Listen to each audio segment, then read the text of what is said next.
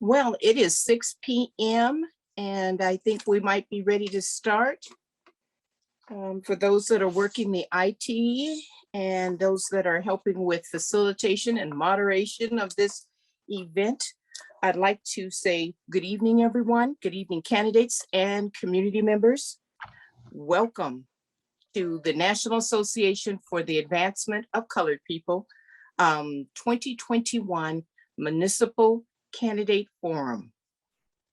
My name is Montine Jackson, and I am the current president of the NAACP Unit 1001 in the interior. My job this evening is to provide an opening overview of the NAACP's organizational history and a little bit of background about the NAACP. Our history, our work, and our activities carrying the civil rights torch forward are our legacy. Since our founding in 1909, 112 years later, we have been and continue to be on the front lines of the fight for civil rights and social justice. On February 12th, 1909, the nation's largest and most widely recognized civil rights organization was born. The real story of the nation's oldest and largest civil rights organization lies in the hearts and minds of all those who refused to stand idly while race prejudice tarnished our nation. From bold investigations of bomb brutality and protest of mass murders to testimony before congressional committees on the vicious tactics used to bar African Americans from the ballot box. It was the talent and tenacity of NAACP members that saved lives and laid the foundation upon which our fight for racial justice and equality is built. While much of NAACP history is chronicled in books, articles, pamphlets, and magazines, the true movement lies in the faces of the multiracial, multi-generational army of ordinary people who united to awaken the consciousness of a people and a nation. With such a powerful membership base, all 2,200 chapters of the association continue to persevere. Together, we will remain vigilant in our mission until the promise of America is made real for all. Our vision is to ensure a society in which all individuals have equal rights and there is no racial hatred or racial discrimination. Our mission, together with more than 2 million activists across the country, we work to ensure the political, educational, social, and economic quality of rights of all persons and to eliminate racial hatred and racial discrimination. Additional information about the NAACP can be found at www.naacp.org. Welcome, candidates, best wishes, and thank you. Now I would like to turn the floor over to Mr. Brandon Borland, UAF Political Science Department. Thank you. Thank you so much, Montine, for that introduction to the NAACP and for introducing me. I'm so honored to be moderating the school board section of this forum this evening. We have 2 school board candidates with us tonight. We have Ms. Choya Sanderson and Ms. Erin Marati. I'm going to ask that each of you take up to 1 minute to introduce yourself. Please state your name and tell us why you've decided to run for school board. And we'll begin with Ms. Sanderson, please. Good evening, everyone. Thank you for the invitation to be here. I'm Choya Sanderson, and I'm running for school board seat B. First and foremost, I stand for students, and I have, as I have my entire life, first as a mother, support staff president, and as the Alaska Native tutor, and now as a school board member. I'm passionate about advocating for students to achieve academic success and providing multiple pathways for that to occur, and for teachers to have the creative ability to educate students and to prepare them for the world they'll be entering. That's why I'm seeking re-election. Thank you. Thank you, Ms. Sanderson. And Ms. Marotti? Thank you, Brandon, and thank you everyone for inviting me to the forum tonight. I'm absolutely honored to be here. It's a privilege to get to speak with all of you. My name is Erin Marotti, and I am running for Fairbanks North Star Borough School Board Seat A as an advocate, just like Ms. Anderson, for student and staff safety. I'm running to ensure that the focus stays on students and staff, not political pressure nor personal opinion. I'm running to raise the voices of all students, all staff, for our entire community as a whole. Also, in these challenging times, the Board of Education needs someone with a financial background to ask the tough questions and that understands the answers and holds the board and the district accountable for the over $200 million budget we're responsible for. I'm the only candidate and the only board member with that financial background. I'm running to serve our community through my experience, my education, and my advocacy, and I thank you. Thank you, Ms. Marotti. Next, we'll move on to the short answer questions of the forum. I will read a question and then you will have up to 3 minutes to respond. And I'll call on you when it's your turn to respond. So here's our first question. Due to George Floyd's murder and subsequent events, many in the country have come to know what most African Americans have endured for years: the brutality and discrimination directed primarily at African American males. If elected, would you push to integrate African American history into the curriculum that's currently being taught? If so, how would you go about doing that? And if not, why? And we'll begin with Ms. Marotti. Thanks again, Brandon. Absolutely. I would absolutely push for accurate African American history to be taught in our district through our history curriculum. Right now, we actually have an elective that focuses on accurate African American history and civics and civil rights. And so that is an elective. How wonderful would it be to actually have the opportunity to embrace that and make it a staple in our social studies and our history, and to put an equitable lens on that curriculum to make sure that it's accurate, that it is giving a voice to those that, and a face to those students that are reading such wonderful information that, and not always wonderful information, but such accurate information to better come into the world as an adult with that curriculum. So absolutely, 100%. Thank you. And we'll move to Ms. Sanderson. Thank you, Brandon. I do believe that we need to have accurate accounting for our history. Our nation was founded on principles that, truth has not always been told correctly and accurately. And I think today's society is demonstration of that. Students need to see themselves reflected in history.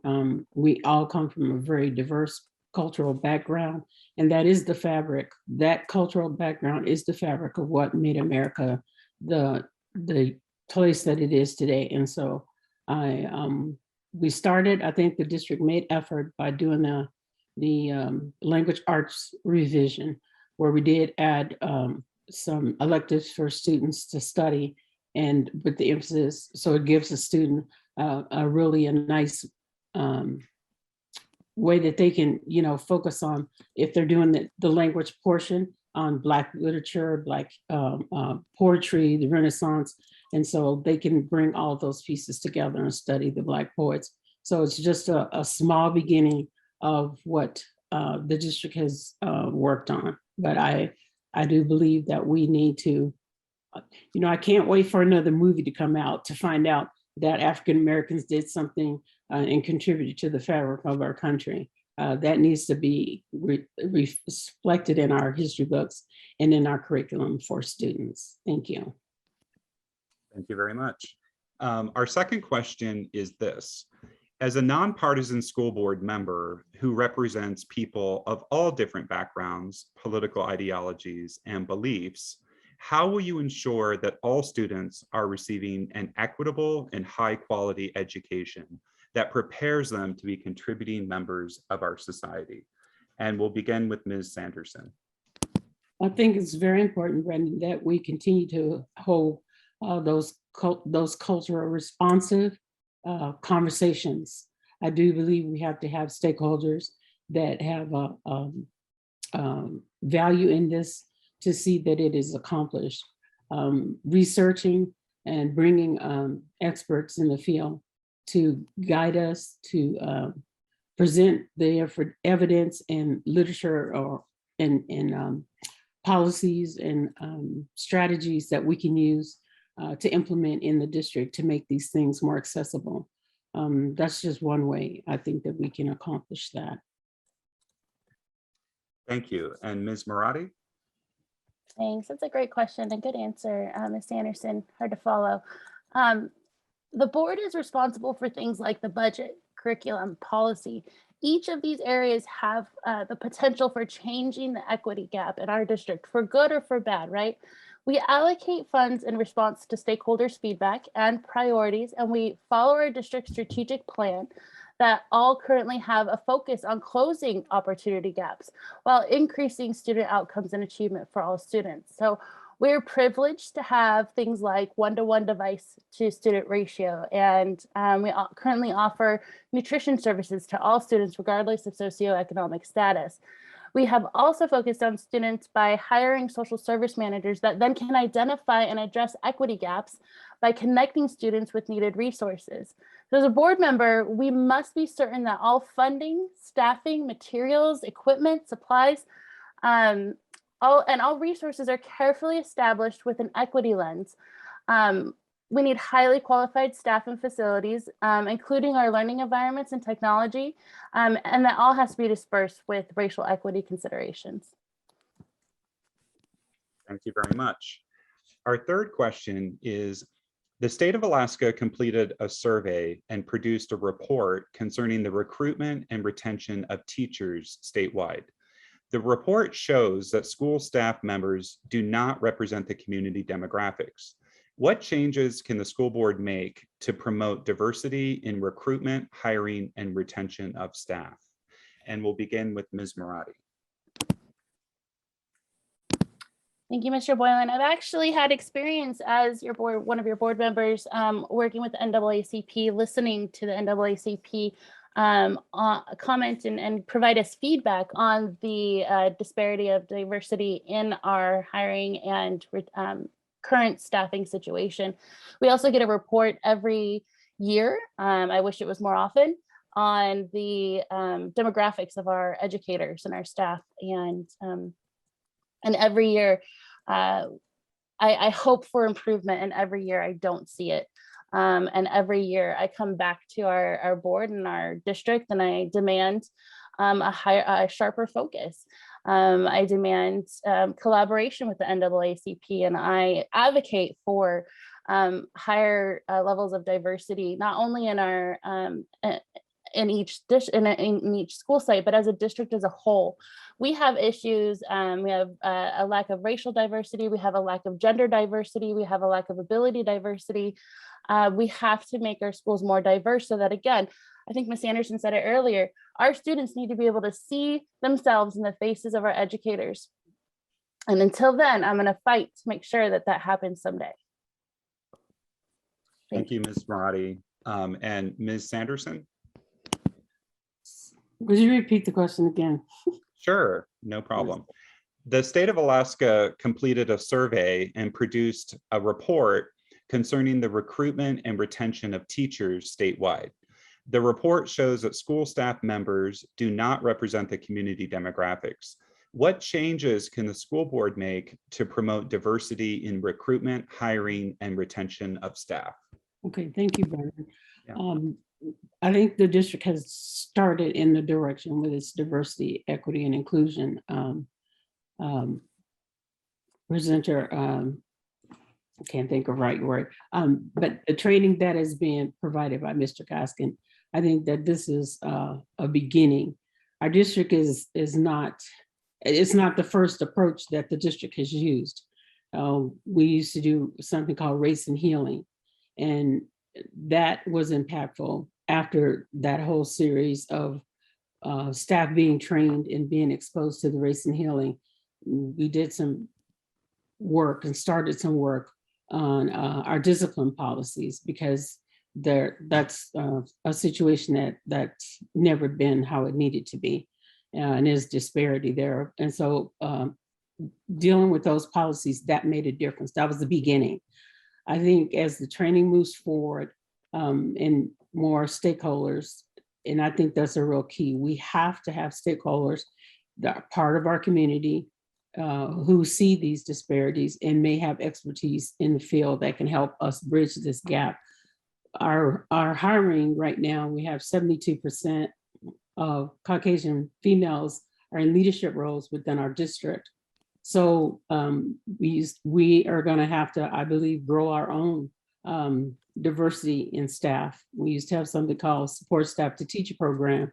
And I mean, we see the need right now for developing that program, bringing it off the table, putting some funds back in that. Nevertheless, we are tasked with this job to do it, to make a difference, to present it, to bring something to the table, to make a difference. And I think layer upon layer of networking, stakeholders, the diversity committee is a real key to that. I think that that's going to be part of it. But our recruitment, we used to, I know it's been told that they are doing recruitment areas, and we do ask hard questions like our middle college that's got rolled out. What did the demographics look like with that? When that report comes to us, we talk about the demographics of our hiring. Who do we have that we've been hiring, and why isn't it more diverse? So we come up with various answers.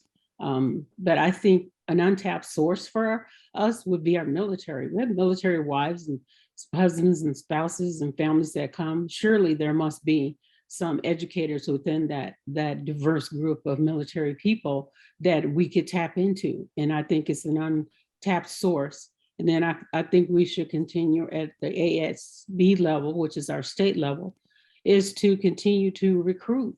Every year, May, we have graduating Alaska Native folks, and I think we need to have them make more opportunities for them to be part of our diverse population and staff. Thank you. Thank you so much, Ms. Sanderson. Our last question, short answer question is this.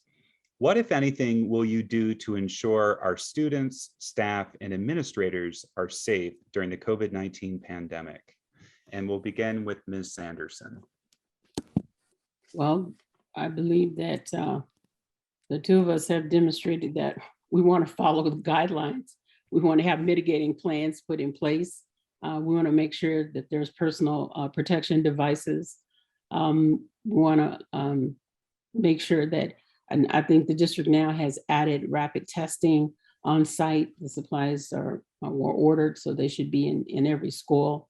Again, a thing that could that's going to be might be a deterrent, or not deterrent, but something that might be something we'd have to overcome is the staff. Whatever mitigations, whatever things that we're putting in place, we need staff to be able to do that. I believe that we're headed in a good direction for that. The mask mandate is, again, I believe has been important. At the end of last year, I had staff tell me I wasn't sick, I didn't get a cold, I didn't have a sore throat, I didn't take any days off, I didn't get the flu. So if nothing else, the mask helped keep our staff in place. And I believe with us going back to that it's going to be significant, and it will contribute to our students having in-learning, face-to-face learning take place throughout our district. That's monumental for us. It's a priority because those students don't need to be locked away again for another year. We don't know what has happened mentally for our students and the pressures that families have been under with broadband not being available to students. So I think we're headed in a good direction. We can't let up. We have to continue to build up on it and be vigilant as we move into our colder season. Thank you. Thank you, Ms. Sanderson. And Ms. Marati? Thanks, Brandon.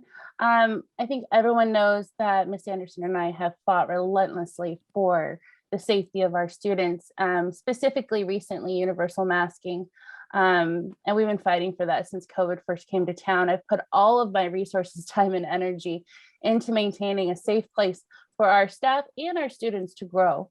Last year when we were on lockdown, in order to decrease the impact on our most vulnerable populations, we ensured that all students had a device to learn on, that all students had the ability to receive breakfast and lunch, and that our most vulnerable students had access to the school sites, even during lockdown, in order to access specific resources.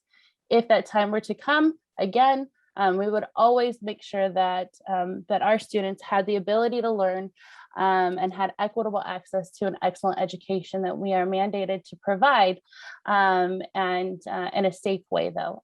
All of our staff and students deserve to be in a safe and supported environment when learning, and that's how they learn, and that's how we are successful as a community. Thanks. Thank you, Ms. Marati. We will now move on to the lightning round. And so the way this works is I have 3 questions for you, and they are simply yes or no answers.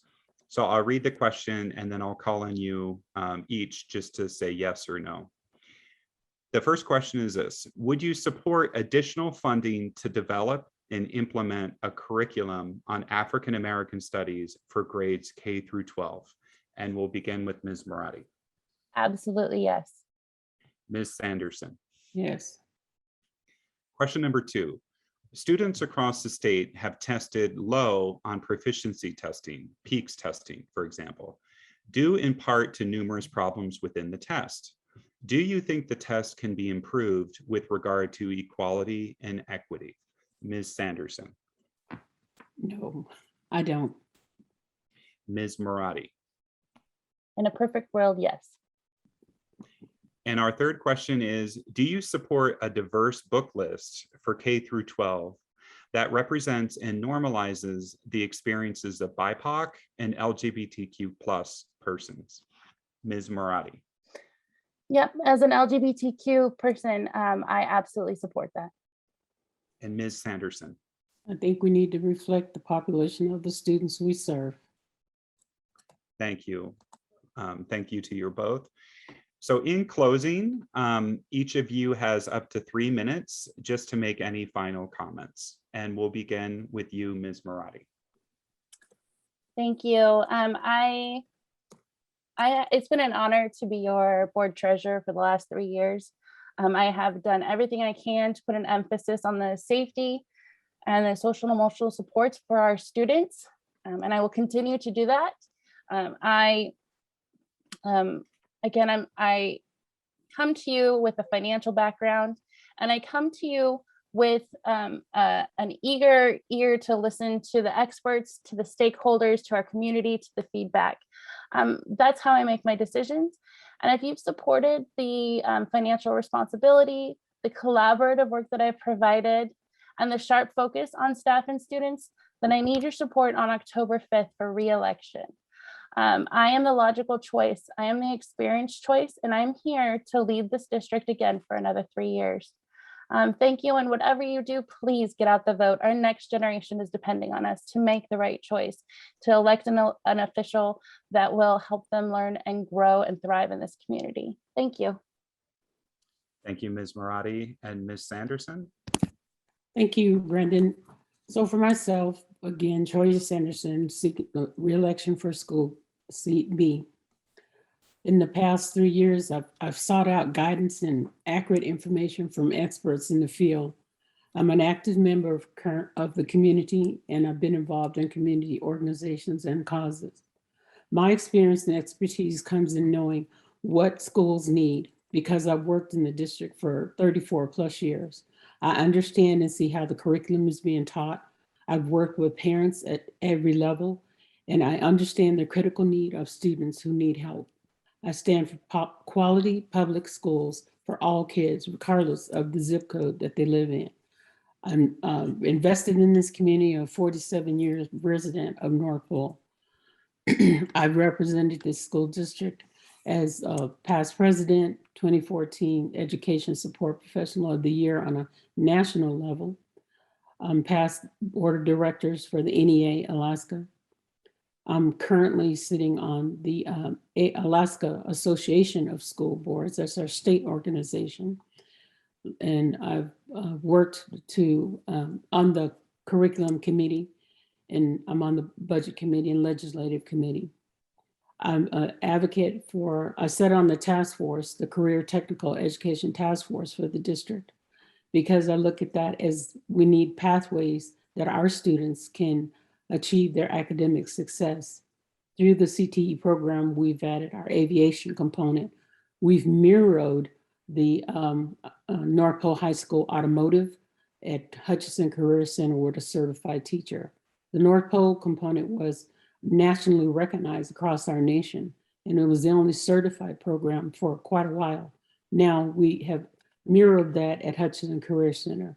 And I'm an advocate for special needs students, an advocate for culturally diverse student education.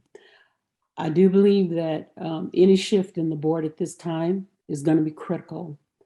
If we don't retain the 2 seats that are open, it's going to be very difficult, and it'll be interesting to see where the future of our district and the education in our community will go. I believe that we're 2 strong candidates. I want the support of the community. I feel that that's necessary. I feel that the community is behind us and they support us. And again, October the 5th, you can get out and vote. Troy Sanderson, School Board Seat B, or you can start Monday early voting and you can still vote early and make it happen. It's an election that we cannot sit out. It is a must. We must get our friends, our neighbors, and have those one-on-one conversations to vote. Thank you. Thank you, Ms. Sanderson. And on behalf of NAACP Fairbanks, I would just like to sincerely thank Ms. Erin Marotti and Ms. Troy Sanderson for participating in our forum tonight and sharing with us your backgrounds and your views. And so this will conclude the school board section of our forum tonight. And so I'm going to hand it over to my colleague, Helen Marie Matese, who will lead the portion on city council. Thank you so very much. Thank you, Brandon, and good evening to all and welcome. My name is Helen Marie Matese. I'll be your moderator for the city portion of our forum. I'd like to thank both our candidates and our audience for participating in our forum. We thank the candidates for running and our audience for becoming informed voters. It's a privilege to be given the opportunity to ask our candidates how they want to represent us and to share their thoughts and ideas. So let's get started. Candidates that we have with us today are Ms. Shoshana Kuhn, Mr. Jerry Cleworth, and Ms. June Rogers. Candidates, please take 1 minute to tell us who you are and why you have decided to run for city council. Please be aware that our timekeeper, Mr. Paul Adesiak, has got, you'll see on screen the little timer, and you'll be able to kind of track your time that way. Let's start with you, Ms. Kuhn. All right, thank you for having me here. It's an honor to be here. My name is Shoshana Kuhn, and I use pronouns she, her, or they, them. And I'm running for re-election because I feel that there's a lot more work that needs to be done at the city level, and specifically with revising code. And some of the things that I've done have been create a new revenue stream and worked with balanced budgets and fair labor negotiations. And during my second term, I plan to also continue to work on fair labor negotiations and also to work towards a more transparent administration. I welcome any questions, and I'm always good at answering emails. So again, my name is Shoshana Kuhn. I'm running for Fairbanks City Council seat A, and I would love your vote October 5th. Thank you. Thank you. Mr. Cleworth, same question. Yeah, thank you for the forum here and this opportunity to speak. I grew up in Fairbanks.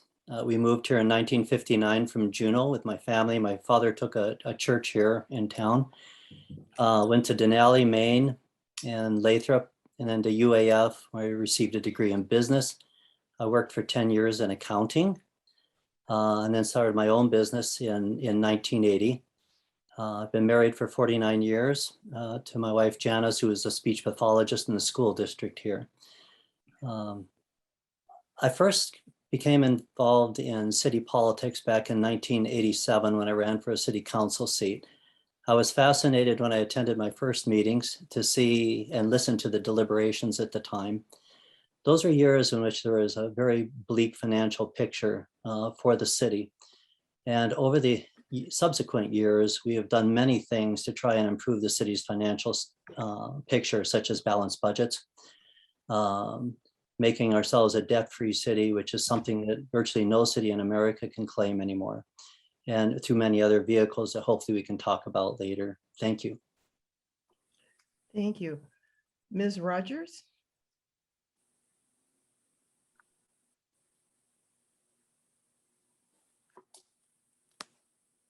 You're muted, Ms. Rogers.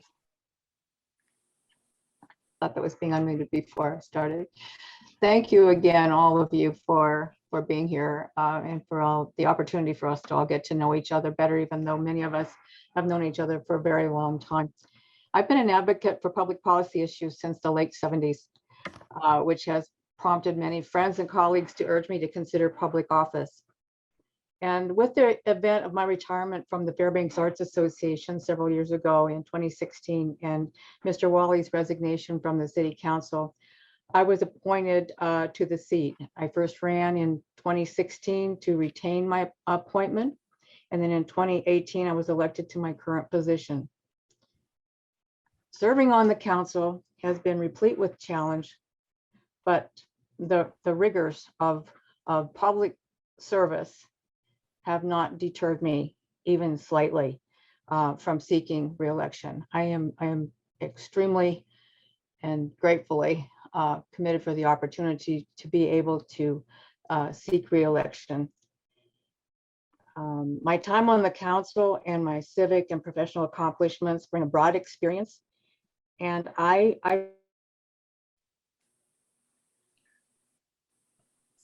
We will be muting if the time goes over. What will happen is just a mute. These next questions will require a maximum of 3 minutes for your answers. We'll start with Mr. Cleworth.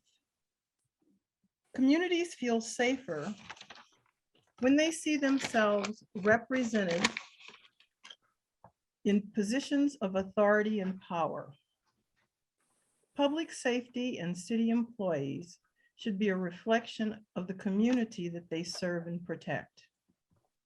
Our police force and fire department at this time is understaffed and does not mirror our community's diverse population. What are some ways to ensure public safety and city positions be both well-staffed and representational? Mr. Cleworth? Thank you. Currently in our fire department, there's only one empty position, and that's a management position. We are fully staffed other than that. The police department and dispatch are where the problems arise, and they have been there for as long as I can remember. I can't remember one year in the last roughly 29 or 30 when we've had entirely full staffing, and that's to be expected. I don't think any department in America always enjoys full staffing. I remember when I was working with Chief Sager, and he came to me and said, you know, I've put a lot of effort. He put a lot of effort into trying to diversify the police force at the time. And he was totally frustrated by it. We even had a grant from FNA or one of the Native organizations that would fully fund a police officer. We couldn't find an individual or get one to even apply for that. So we contacted the Department of Justice actually in Seattle at the time. And we had a representative that would come up and give us, help us brainstorm and come up with some kind of solutions for that. So Chief Sager got some ideas, but unfortunately, when I was only on a mayor for 3 years, he left soon after. He had difficulties with the next administration, and so he left. But he had some ideas that he was hoping to work on. But when we were quizzing the lady from the Department of Justice with some of the procedures, you know, she cautioned us and said, it's tough. It's tough to get qualified people to apply. I even started to work on the chief at the time. I said, well, how many applications do we get from people? He said, well, we get quite a few, actually, 40, 50 of them at a time. It says, well, then how come you still have vacancies? He says, because we don't have anybody that has the qualifications that we need. I said, are we being too strict? And he said, you can ease it up if you want, Mr. Mayor, but I guarantee you'll have a much more litigation. You won't have the proper training and you won't get the caliber of people that you need. I acquiesced to his better decision at the time, but it has been a constant struggle since then just to get police, period. But we need to get, you're absolutely right, we need a police force that represents the diversity of the community and looks like our community. And we have been struggling for many, many years in doing that. I think there are certain ways we can market and do things better than what we are doing now. I don't think our marketing and how we're selling these positions and advertising them is doing the job. I was a marketing major back in college, and I think that we're failing in that area, but it has been a constant struggle. It's a good question. Thank you. Mrs. Rogers? Well, I will kind of just follow up on the comments that Mr. Cleworth made. I agree with a real large percentage of everything that was just said there. We have these difficulties. I personally have worked with HR and with the marketing idea of how we make these positions available. I think that the government announcements in the newspaper are no longer valid. I think that there's many other ways of contacting people in a way that we need to modernize, not just the city of Fairbanks, but the borough and the state and all of the governmental agencies that are seeking to bring people into their organizations. And with HR, I sat in on the hiring process on several of the interviews over a period of a couple of years, actually. And it's a very, very, it's a very, how do I say that? This is, it's so inclusive, and it's a very detailed application. And I think that some of the comments that Mr. Cleworth made there about that we need to revise things in a way that makes the application be more likely to be provide confidence to the person who's applying. And so I think that you know, there's all sorts of ways of communicating what our needs are in a way that is going to produce more interest in the positions. We can't just keep throwing up our hands and saying, well, we've tried. I firmly believe that you try, yes, but you have to try and try again if something isn't working. And we do know that things aren't working, and we need to continue to try in a way that brings us a more successful result. Thank you, Ms. Rogers. Ms. Kuhn? Thank you for that question. Public safety should definitely be a reflection of what our town has. And it's not. And I believe that there are many reasons for it. We did get the history from Mr. Cleworth, which is, I appreciate that, and Ms. Rogers answers as well. But one of the things that I want to talk about is the police academy and the recruitment that goes into that. And I believe that there's systemic prejudice in the hiring process that I believe the whole process needs to be revamped from the floor up. And it's not only about recruitment, but it's about changing the way that we are teaching our police at the academy as well. One of the ways I have actually a lot of confidence in Chief Dupuy that we will be seeing a more diverse group. One of the conversations I had with him was, where are you getting recruits from? And right now there's a lot of lateral hires, which are coming in from other cities. And I believe that that is one way in which we can diversify our police force and our firefighters. As Mr. Cleworth said, the fire department is staffed other than one position, and believe that they do actually reflect some of the diversity that we have in our town, and public works as well. So we're doing really good in areas of the city in hiring a more diverse crew, which is more representational of what our community looks like. But we have a long ways to go with the police. But unfortunately, that, I believe, again, is from the ground up. It's a process that needs to get looked at again, reevaluated, if you will. But some of the ways that we are hopefully engaging new people is through incentives, enhanced retention incentives, and just sign-on incentives. And I think that in years to come with Chief Dupuy, we'll see a more diverse police force. I do have hopes for that. Thank you. Thank you, Ms. Kuhn. The next question is, please name 3 services that you would want to increase in the city's budget. Why? And then, by the same token, name 3 services that you want to reduce from the city's budget and why. Can we start with you, Ms. Rogers? Oh, gosh, I think the really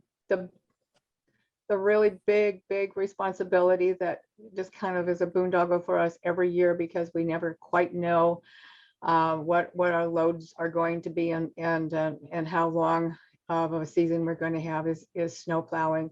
That is such a difficult position to manage. Public Works does a great job in responding to all of the variables that bring really difficult solution to this. We have equipment upgrades that are necessary. We also have special use of certain areas of town where bicycles and pedestrians are more likely to walk. Nearby schools, it sounds like a pretty mundane task to a lot of people when you're talking about snow removal, but it's a very specialized task, and it really takes a lot of manpower, equipment power, and really good management. We do have all of those things in the mix of trying to work with this. However, the weather is unpredictable, and the best plans that we lay can just go the wayside of it. So it's one of those things that I know takes a great amount of dollars on both sides. I would vote to increase the dollars, but on the other side, I see many times that we could maybe shave some of those dollars if we were to, again, look at things through the eyes of innovation. And thankfully, we have a crew at Public Works that is very good at trying to renew and look at new and specialized ways of working on their projects. So it's kind of plus or minus on that same project. That's how I would answer. Thank you. Ms. Kuhn? This is a tough question, but thank you for the question. 3 services that I would increase, if there was no concerns about finances, I would definitely increase public works, all around the mechanics, the garbage crew, the snowplow crew, just to name 3 right there. Those groups are underpaid, and You're muted, Ms. Kuhn. sorry, they're underpaid. And I believe that they work so hard that they deserve to get paid more and have more enhanced retention bonuses. One of the things that we at the city are working on is this idea of family leave benefits. We increase those in hopes to keep more of our workers there. We also have established a funeral leave in hopes that that is also an incentive for people that are need to get that time off. Right now you wouldn't be able to do that. 3 services that I would cut, I would probably consider cutting some of the engineering, because I think some of the engineering can be given to private industry to do the reports. And I mean, I don't want to cut anything to be honest, but that would be one of the services. I would not cut fire, and I definitely would not cut police. In fact, for the police, I would increase their training budget to include more de-escalation training and more diversity, equity, and inclusion training into their budget. And I think that would be a wholesome approach to looking at some of the diversity issues that we have. And other than that, I think I'm trying to think of 2 other services. I wouldn't cut the city clerks. I guess HR works on a very tight budget, but I think I would maybe take a look at HR as well if I had to cut things. But again, this is a really difficult question, and thank you for the question, and hopefully I've answered it. I can't come up with a 3rd service I would cut. Thank you. Thank you, Ms. Kuhn. Mr. Cleworth. Thank you. I have always found it fascinating, both as a council member and as mayor over the year, where we get complaints from and what they pertain to. I would say 90%, and I bet the other 2 folks here would agree with me, come in about snow removal, like June mentioned, and the road conditions, 90%. You would think that it would be, maybe police driven, maybe fire department to a degree, but a few complaints, but surprisingly few, and maybe that's a blessing in some regards. But snow, we've had task forces, we've looked at logistics, and I personally, it's an area I would really love to focus on if I'm fortunate enough to get back on council, because I think we can do a better job than what we are doing right now. But when you have 100 lane miles of road and everybody wants it picked up the same day, it's just physically impossible to do that. And but I think we're doing a lot better than we did 30 years ago, a lot better. Another area that I would like to enhance, when somebody has a stolen bicycle or something like that, we oftentimes don't respond because it's not high up on the priority list. The officers are busy doing something else. And I think that gives us a black eye in some regards. People get upset, well, nobody ever came. They didn't seem to care that somebody had broken and stolen something. We used to have what we call public safety aids in the police department. It only lasted about a year, and I won't go into all the details why that disappeared, but it was a great idea. Many police departments use that. And essentially, this is a trained person, not a trained officer, but a civilian employee, essentially, that goes out and takes the reports, communicates with the folks in their neighborhoods, sees what is going on, reports it to police, and take it from there. It was a great tool, and they also freed up police to do what they're trained to do, instead of being at the station doing paperwork or following up on minor items. That would, I think, go a long way into improving the relations with the community. And then street repairs. If it wasn't for FMATs and fast planning, which I served on for many years, love serving on that, and getting monies allocated for the specific projects within the city, we'd be way behind on our infrastructure. But even now, we are behind on doing that. And we need to be more cognizant of the deterioration of the streets that we have out there. I can't think of anything I would cut. Right? I think we're a pretty lean city at this time. And I think we do a good job at the funding sources that we do have. Thank you. Thank you, Mr. Cleworth. The last year has taken a toll on our abilities as a society to be united, cohesive, and kind. What skills and experience do you bring to the City Council as a uniter of people, one who will fairly hear and represent BIPOC and special needs community members? In your role, how will you help resolve differences fairly? I'd like to start with you, Mr. Cleworth.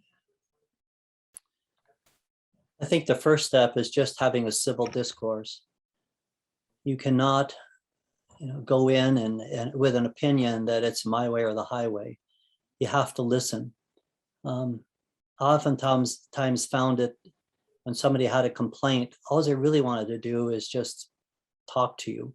They didn't really expect you to have an answer for everything.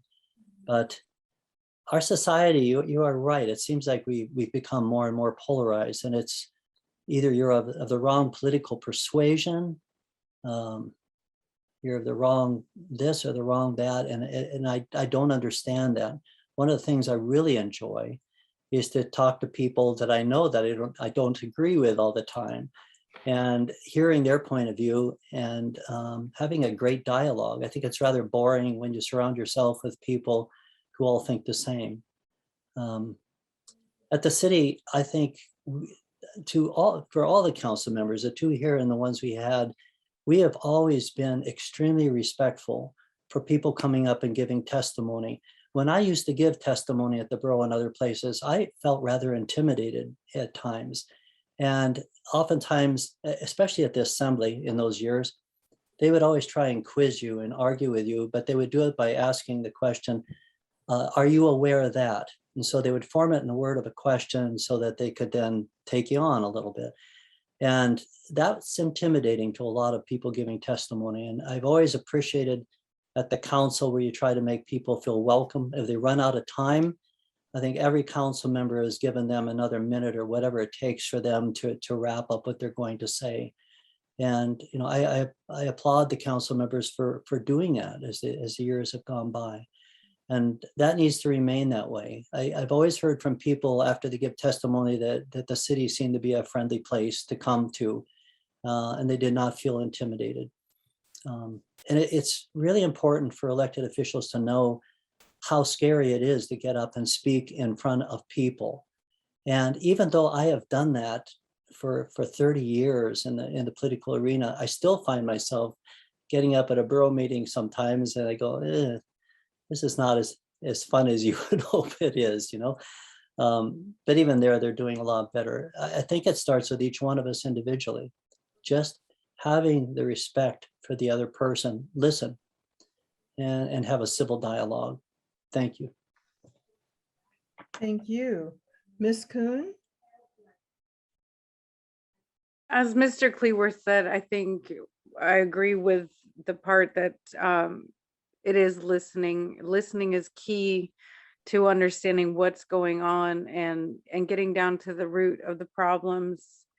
I am a great listener. That's one of my trainings. I went to school for to be a substance use counselor and a behavioral health counselor. And so I bring that to the table.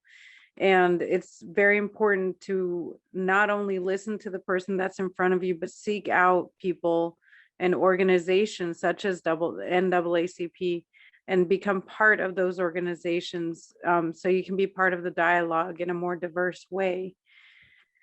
I admit I have not made it to many NAACP meetings up here, and I miss listening to the diversity and of what's going on in our town in a diverse way.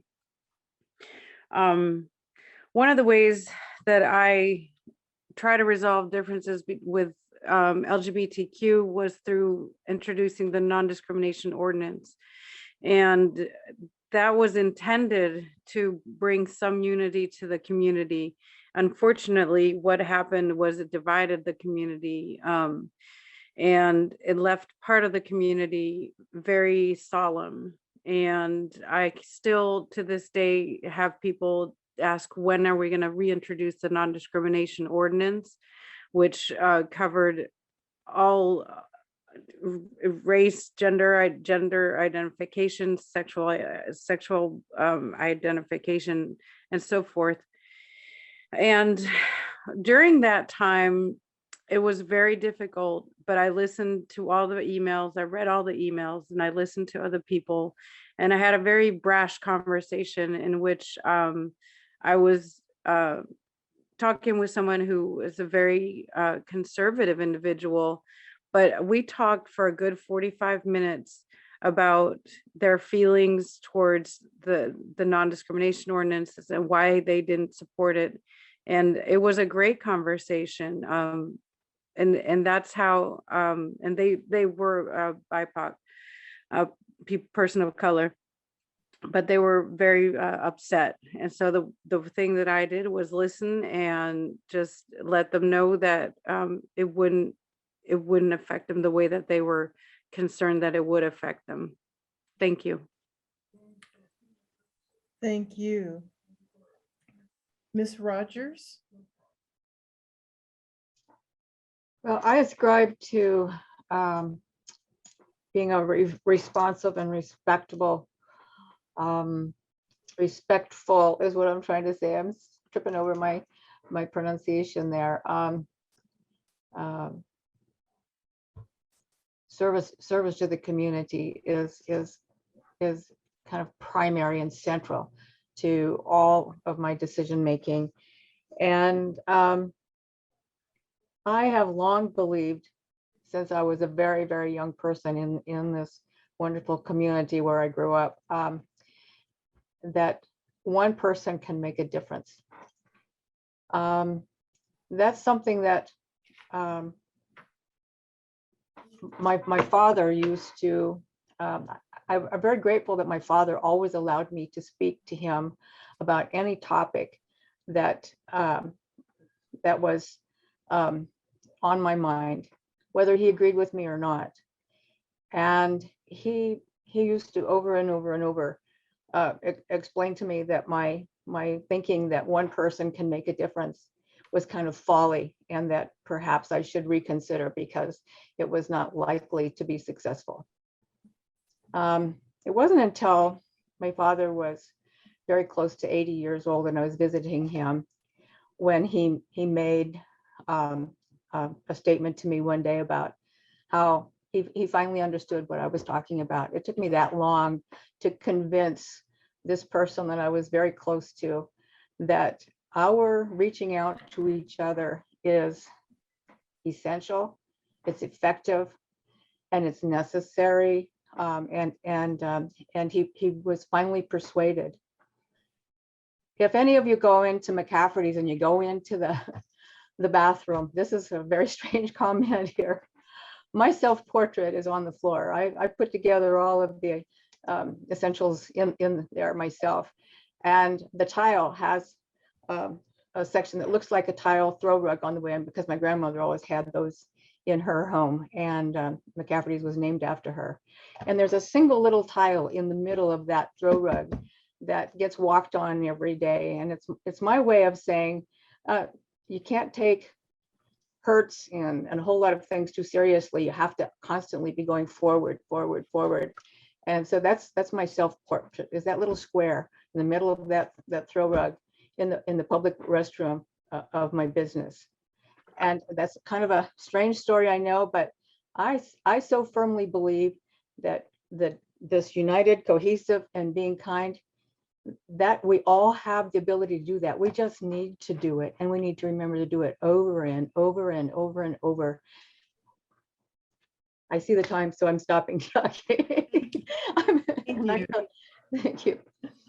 And I'll remind everyone about that little time deal. It's a great thing to just kind of watch. Thank you. Okay, how would you, as a city council member, support a safer workplace for police employees that is free of sexism and racism? And we'll start with you, June. We'll start with you, Miss Rogers. Gosh, what a tough question. We're not the only community that struggles with the human conditions that you speak of here. However, I think that is our way of solution, is to speak of things. We cannot exist with things in a closet. We have to have everything out in the open and being understanding of circumstances in a way that says that the difficulties that you just mentioned, we cannot abide, and we will not turn our base from the knowledge of those things, that we will work towards finding a solution that is going to bring dignity to everyone who's part of the process. Thank you. Mr. Cleworth? You hope that you never have those problems, but we do. Recently, we've been making headlines in the newspaper. We've gone through, 3 chiefs in the last 4 years or something like that. We had 2 officers who resigned, and now we're litigating against the city, which is extremely unfortunate. One of those officers, Officer Malloy, was one I really enjoyed working with back when I was mayor. A great PR person for the police department. These sorts of problems don't go unnoticed by management in the police department. It is imperative upon them to constantly monitor what is happening within the walls there. Sometimes you'll get groups of people who tend to be in disagreement with other groups, and that's, I guess, human nature to do that sort of thing. But that sort of thing becomes dangerous. We had a lady officer who retired many years back, and they threw a party that she was going away. They were happy to see her go, and I thought that was horrible. And I had to deal with some other issues within the police department, specifically with 2 officers, and we let both of them go. Just weren't getting along, and their public demeanor out on the street was not acceptable. And the union fought us on those. These are grieved, but we won on both situations, especially when we had video to prove our position on that. So that's something that the administration has to keep on top of too. That's difficult. It is difficult to single out an employee and say, you can't work here anymore. You need to move on. But that vigilance starts right with the management of the police department. You have to have people at the very top that have their fingers on what is going on within that department and need to stay involved. And then the administration has to back that up. The council members really can't do that because we can't get involved in personnel issues, else we violate our own code. But you want the administration to back that up. Thank you. Thank you, sir. Next, our ever exciting lightning round. The first question is going to go to you, Ms. Kuhn. George Floyd, and the Wait. lightning round are yes or no questions. So it's real easy, it's real quick, it's yes or no. George Floyd was killed by use of a form of chokehold.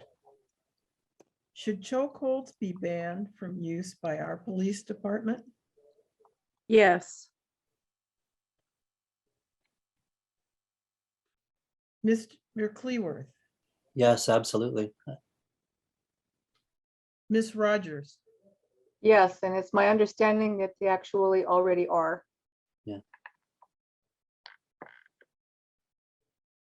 number 2.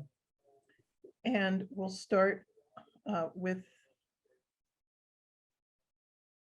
Ms. Rogers. Do you support mandatory COVID-19 vaccinations for the city workplace? I support encouraging people to mask up, to social distance, and do the safety issues of hand washing. I don't see that we would be successful mandating, and I think that we need to employ activities that are going to encourage us to work together. Yes or no? Oh, I'm sorry. I guess no, not at this time, not in that way. Mr. Cleworth, No. Ms. Kuhn, Yes. we'll start with Mr. Cleworth this time. Do you consult our elder population for advice and knowledge? Yes or no? Yes, often. Ms. Rogers, My goodness, yes, definitely. Ms. Kuhn, Yes.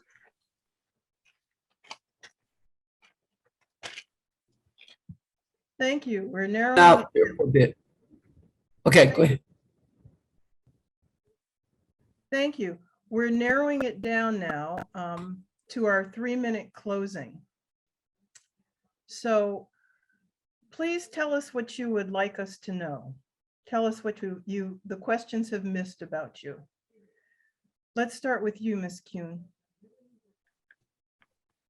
Well, I want to again thank you for having me here, and I appreciate this forum a lot. Again, my name is Shoshana Kuhn. I'm asking for your vote on October 5th for Fairbanks City Council Seat A. Again, during my first term in office, I created a new revenue stream, worked towards balanced budgets and transparent budgets, transparency in the budget, and ensured fair labor negotiations.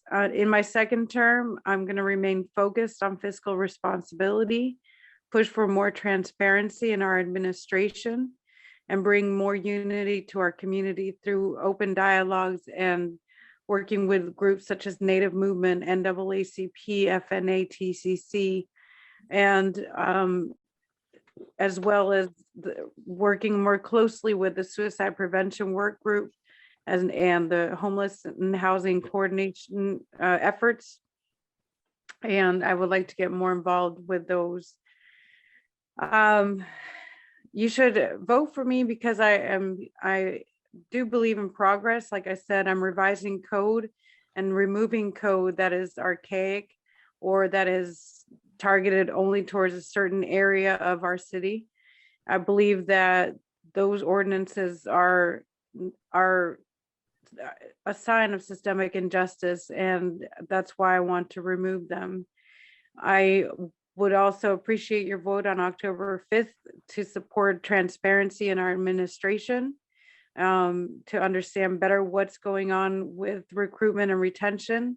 But one of the things that I am proud is I do support, and I want to keep supporting the middle chunk of workers that we have, so we don't lose that knowledge, because it costs a lot to recruit, and it's smarter to retain and invest your dollars in retention, and instead of just constantly being on a recruitment effort. So once again, my name is Shoshana Kuhn, City Council Seat A, and please vote for me October 5th. Thank you. Thank you very much. Ms. Rogers, Well, I've spoken a lot about how we as a community need to listen to each other, work together, work on collaboration.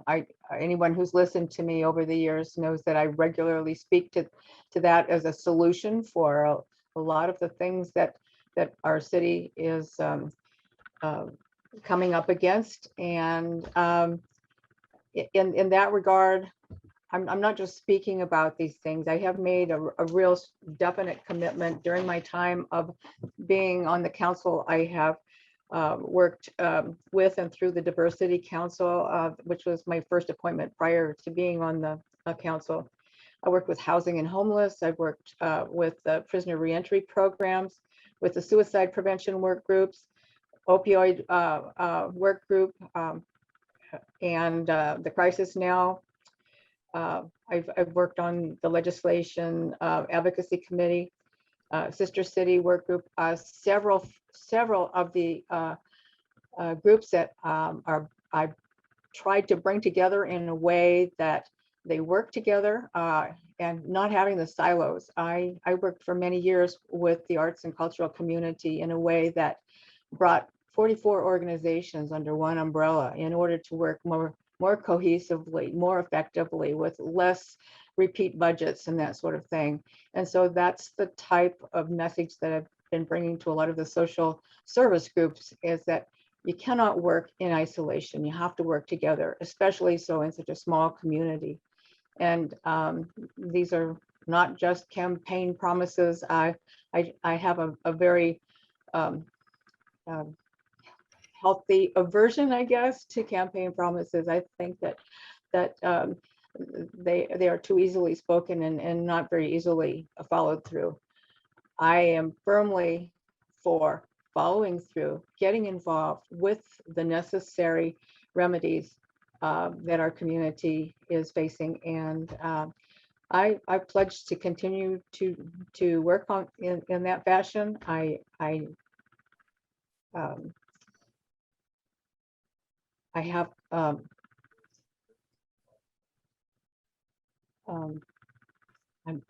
sorry. I'm of an I'm of an age where I'm losing words at the last minute here. Sorry about that. It's one of the circumstances of being a grandma, a great grandma, and and all of those sorts of things that I have told people over and over and over as I'm speaking to people. I just try to be real. I try to be me. Thank you very much.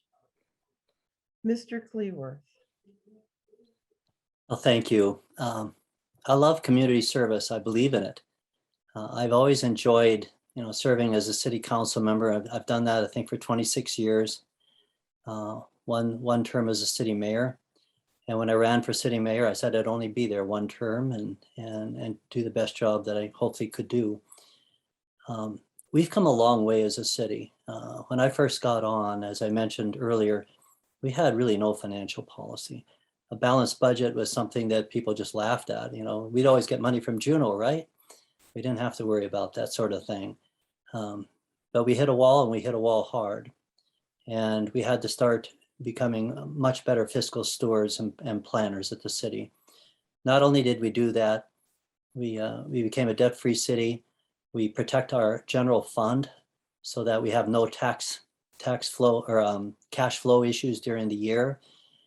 We have an ordinance that says we can't sign contracts unless we have a funding source for them, which has been a problem. We sign labor contracts sometime with no idea of how we were going to pay for it. And 2 or 3 years into the contract, we hit a wall with that and asked for some concessions. That doesn't go over well. You don't sign a contract if you can't pay for it at the time. But we've come a long way. We're a healthy city in that regard.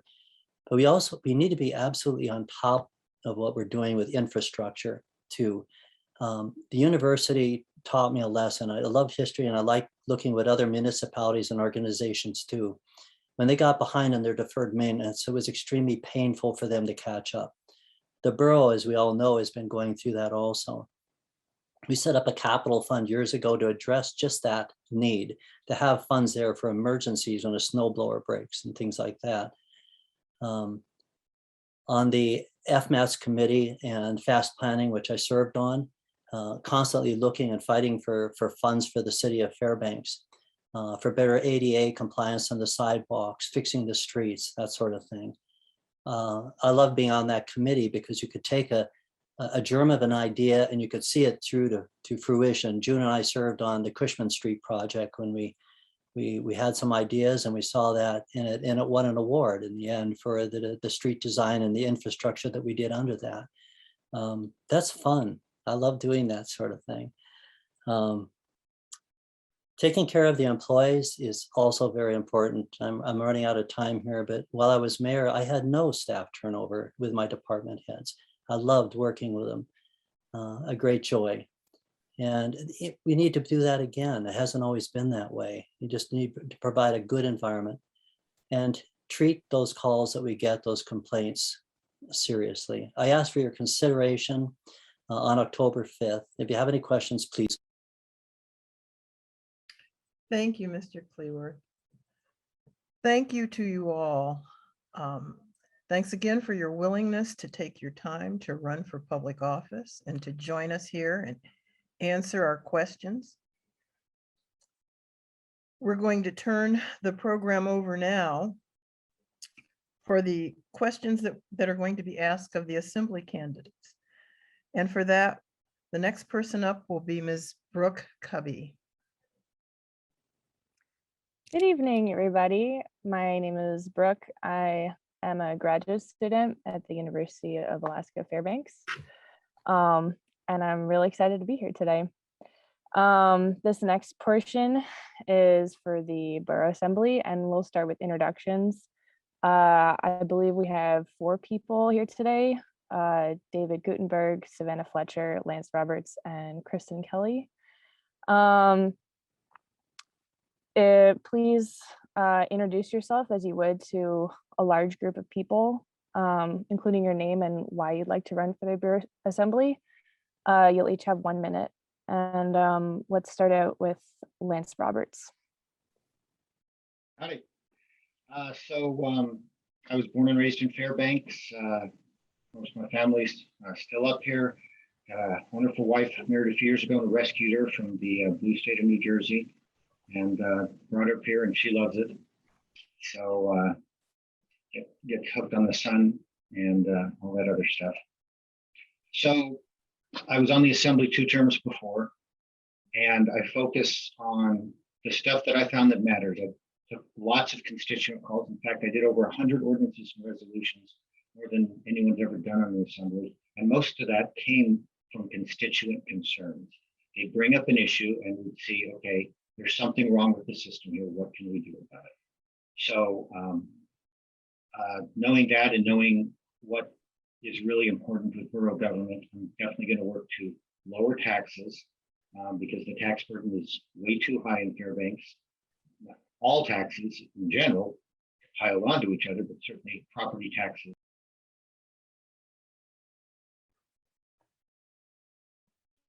Thank you. That was 1 minute. Next, let's have Kristen Kelly.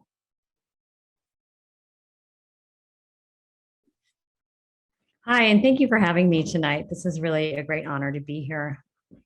I'm running for Borough Assembly because I really believe in community and our common good. And I am running because I've lived here for 30 years. I've been very blessed by having all of things that are available in our community. And I want to continue to see those things grow. So I want to have excellent schools, excellent parks and rec, which is available to everyone. And with those, I believe that economic growth will come with those. And so our city and borough will continue to be attractive and a place where everyone will want to live. Thank you. Thank you. Next, David Gutenberg.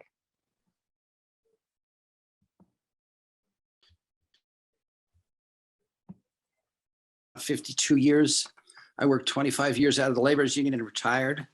Then I spent 4 years in Juneau as a finance staff in the legislature for Representative John Davies, and then 16 years as a legislator.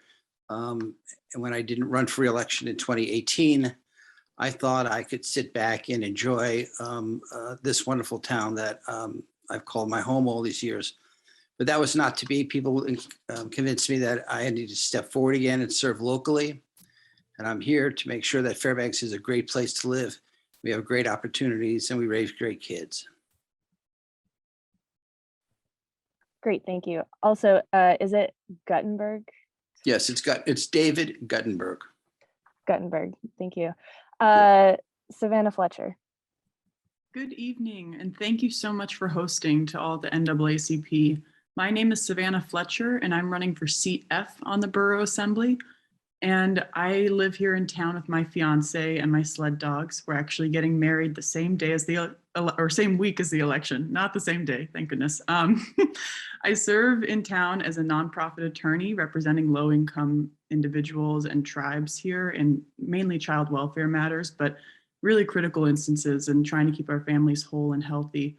I also serve on the Planning Commission and make decisions every 2 weeks on land use and zoning, and just hear firsthand from a lot of the businesses and property owners as to their needs here.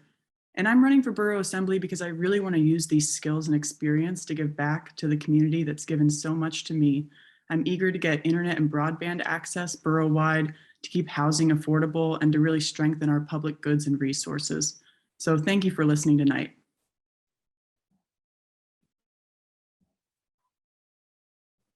Great, thanks everyone. We're now going to move over into the short answer section. Each answer will be timed for 3 minutes. If you're not speaking, please remain muted. And if you go over 3 minutes, you will be muted. There are more people here than the other rounds. So for your use, I'm going to post the questions in the chat for the candidates. Number 1, the idea of increasing a budget, spending more rather than less money, has turned into the elephant in the room. Since the 1980s, many people have successfully campaigned on cutting spending, jobs, and services. Over time, this cutting has taken a toll on the way government can do business, be efficient, and solve our community's problems. Spending restrictions and trimming can't fix roads, overhaul old buildings, or improve our air quality, or pay for ongoing diversity training, etc. What ideas do you bring to the table in regards to the budget? And I would like Mr. Guttenberg to respond first.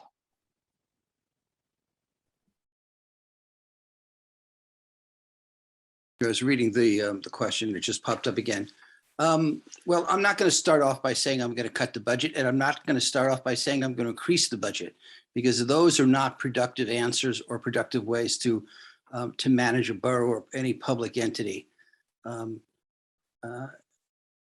When we go through the budget, and I have extensive amounts of budget experience at the state level, it's about efficiencies. It's about prioritization. It's about going through things and figuring out what people want and how can you do it better with less, or what do you not want to do. But to start off by saying, well, I'm going to cut the budget as a campaign promise is disingenuous, because all you do is break things and make them worse. Then you got to fix them in the end.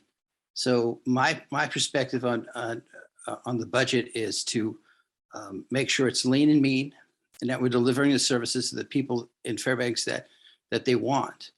And if they want more, then we have to consider what it's going to cost, and if they want to pay for it, because sometimes you want more and you're not going to pay for it, so you don't get it. But we need to make sure that the people in this town have the things that they want.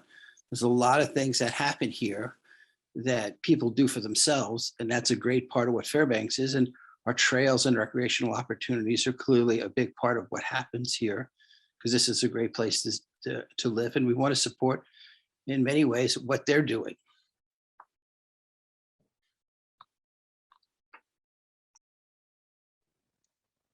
Thank you. Next, Ms. Fletcher.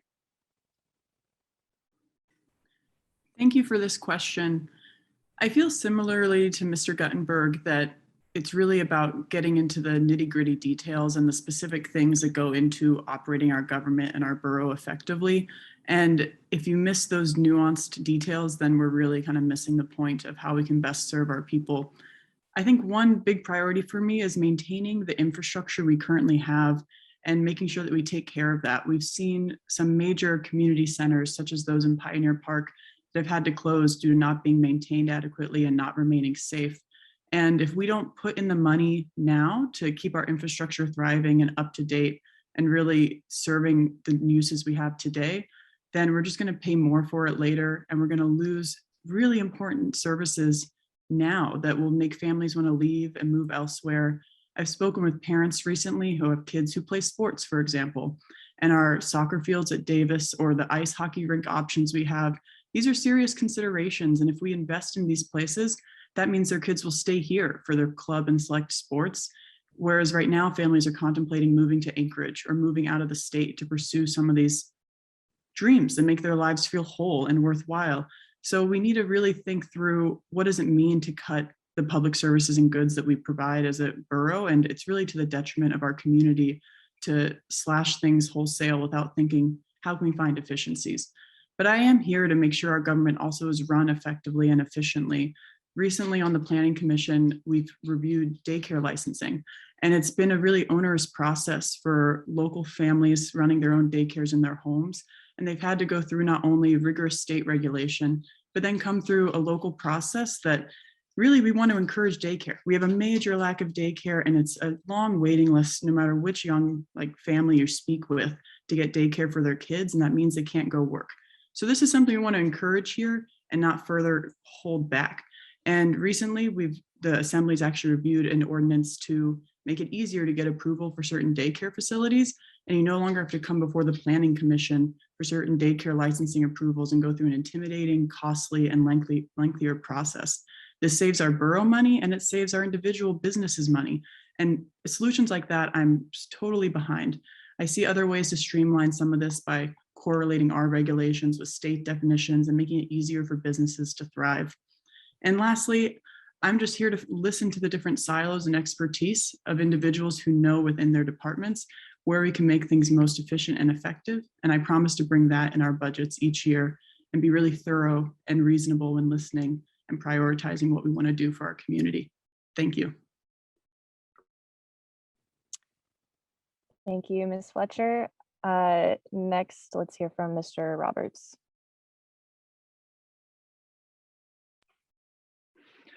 So I assume that the question is comes out of other governments, because the borough has never really cut the budget. You look at the borough budget, I have a graph on my website, fairbanksconservatives.com. You could go to it, that goes back to 2004. It's constantly increasing above the cost of living. So we have constantly increased spending in this borough. There was actually one year where we slightly lowered the budget, and there's 4 levels of budget that I won't bore you with, but in the end, it still ended up increasing after the year was done. But that budget I voted for because I was happy that the mayor would bring us a budget and the assembly would stick to it and actually get one that was even slightly lower and a slightly lower mill rate.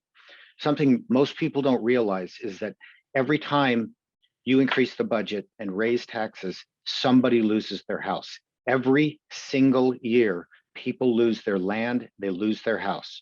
I definitely plan on doing something to encourage our state legislators to change the law so that we can not take people's houses. And I voted against selling people's houses every year that I was on the assembly. I was also on the finance committee all 6 years.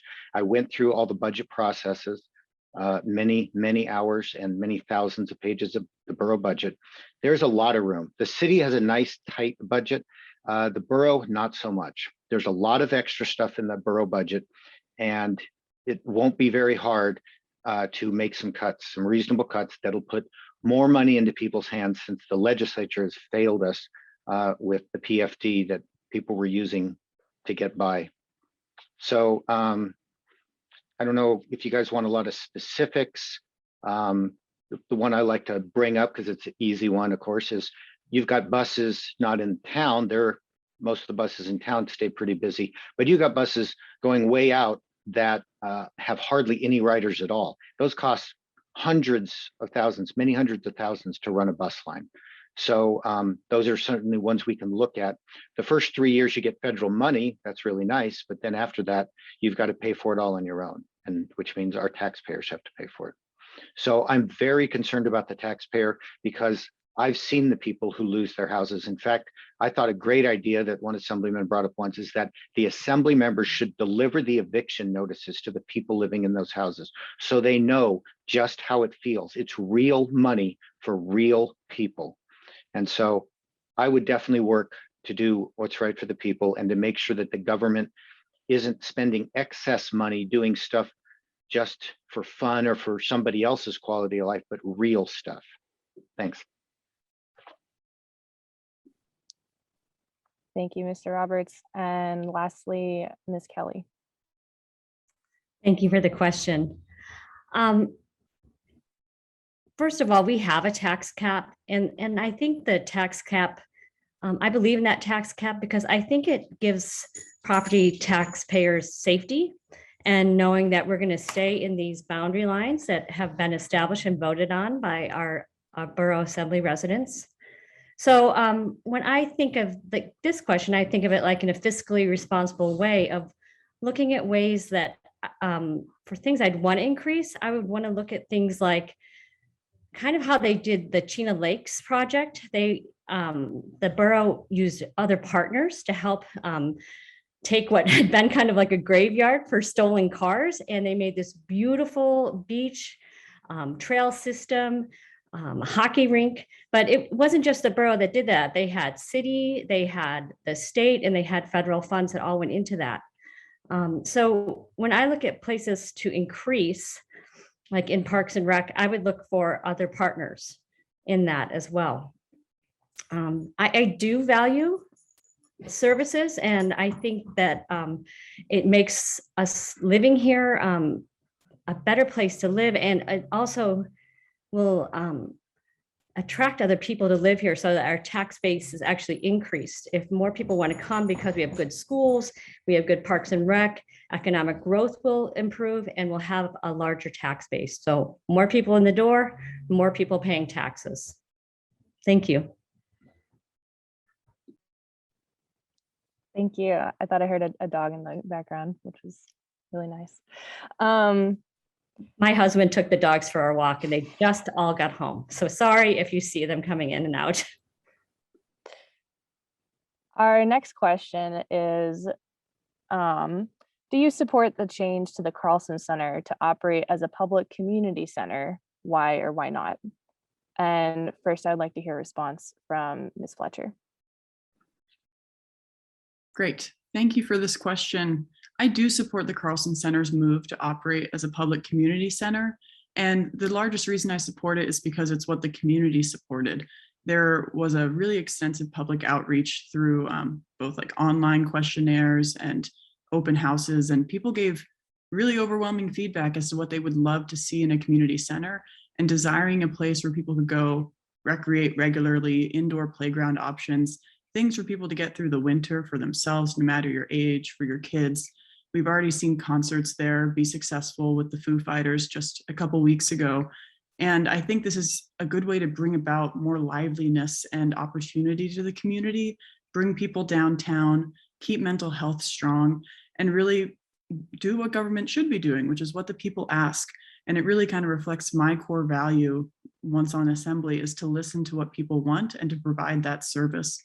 And I think we're already seeing great improvements in the management here. The Borough Assembly has spent a long time discussing just security and setting things up and doing it right this first time around so that costs can be maintained, it can be done responsibly. And our Parks and Rec department, who is managing the Carlson Center now, has a really great track record of managing our parks and our trails and other centers here. And it's just been a great community resource. So I'm glad that this will be accessible to more people and have greater flexibility. And I'm also really eager. I think the one thing we'll be losing with this is kind of a convention center that the Carlson Center used to provide. And I'm eager to work with Explore Fairbanks and other organizers in town who run conventions here to find alternatives to keep that a thriving option and resource in our community as well. Thank you. Thank you. Mr. Roberts.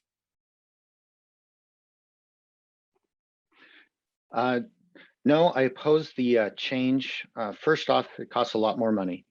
The borough, I mean, just coming right out of the bat, to hire the 5 full-time employees, the borough's going to do it instead of contracting it out, has raised the cost of what it costs to run the Carlson Center, and it's more to be expected next year. This was just the first year as they're getting into the place and getting things situated. So I'm definitely opposed to, we're already subsidizing the Carlson Center, and now it's costing a lot more. So taxes will be going up.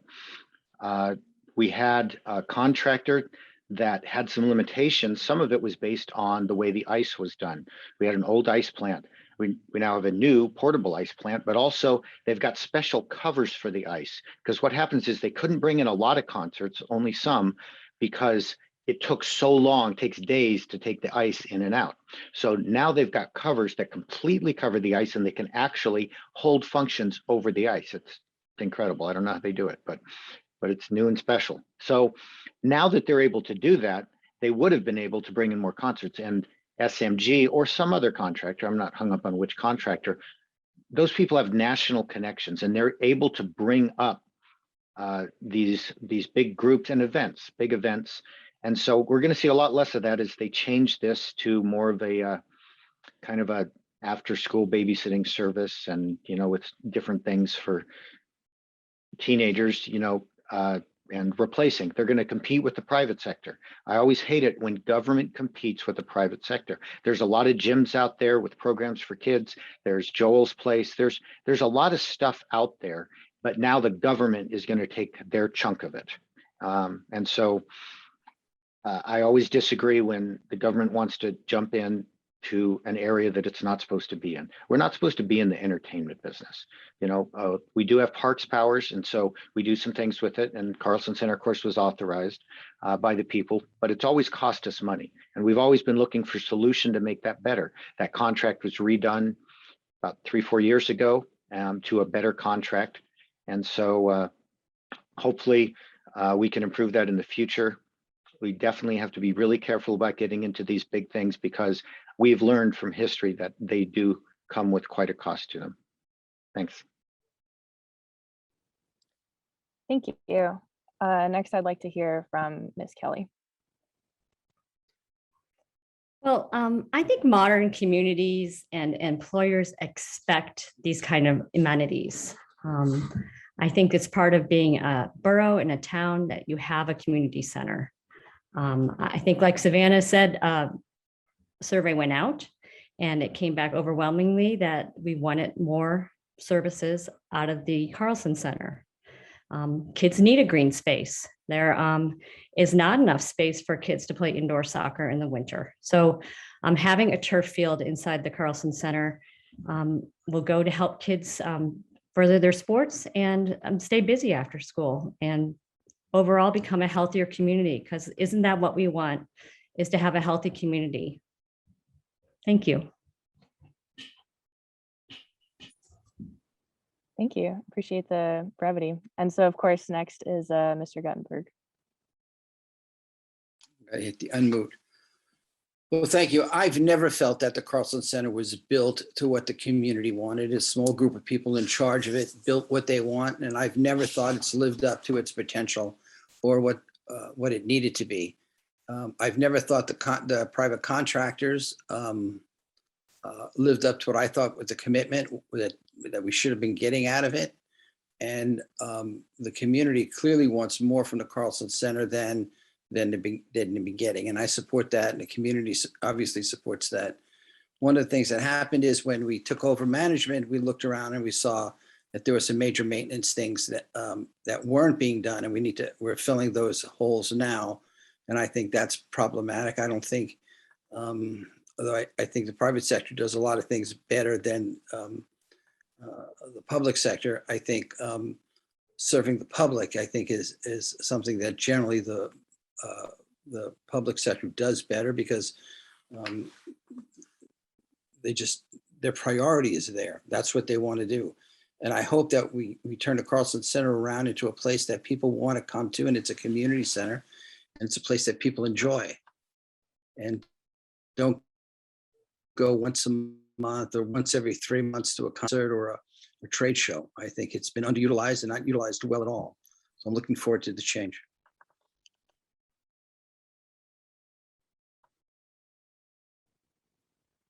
Thank you. Thank you. Great. Our third question for tonight is, name 3 services that you would want to increase in the borough's budget and why. And then on the flip side, name 3 services that you'd want to reduce from the borough's budget and why. And let's start with Mr. Roberts. First again, so 3 services to increase. I can't think of anything that needs increasing in the borough budget. We pretty much have maxed things out. Last year, people didn't even get the services and still paid the taxes. But as far as decrease, I already named buses, but there's a huge topic I didn't get into yet that I'll address now, and that is the capital improvement program.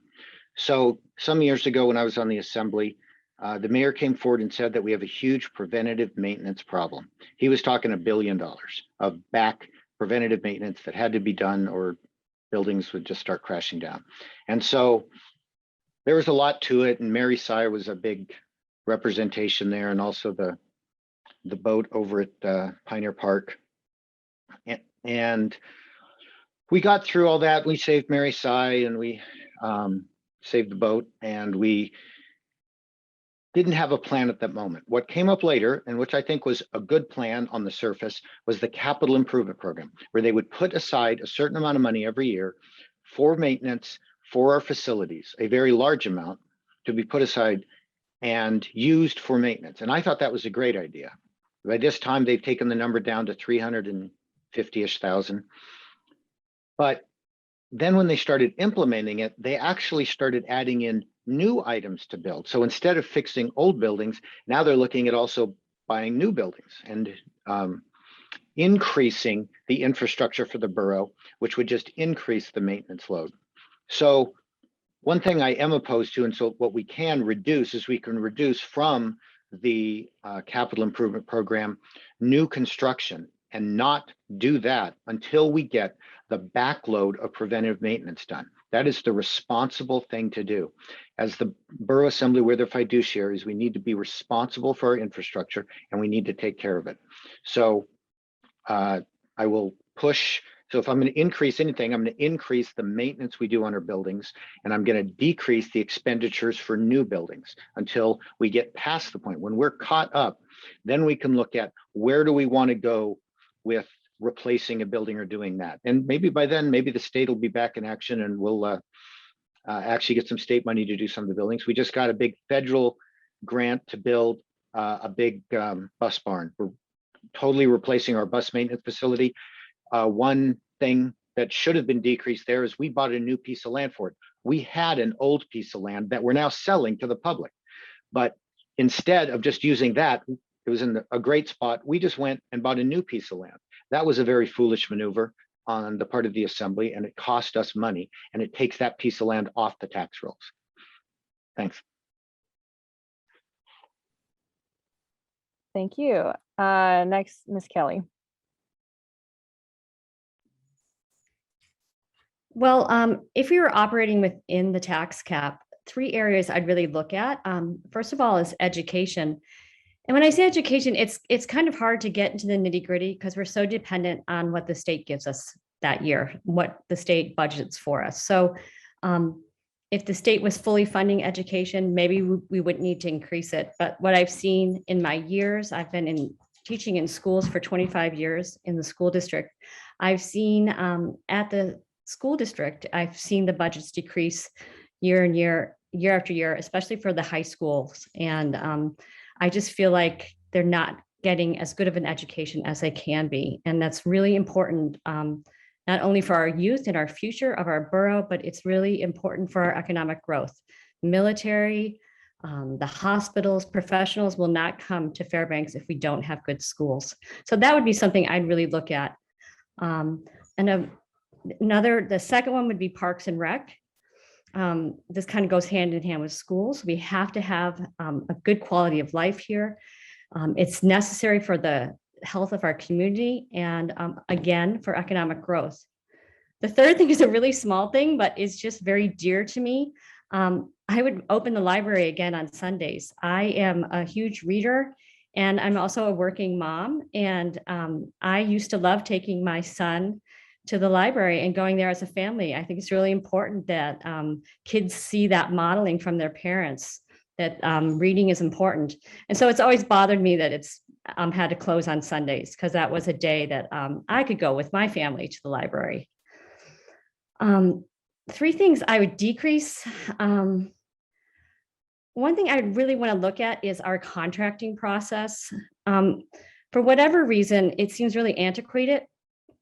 I've talked to a couple contractors and I've noticed that we are not getting many bids anymore from local companies. They're coming from Anchorage. And when I talked to some of the contractors about why that's happening, they're saying that the borough is just really too hard to work with anymore, that there's too many rules, they're still using paper.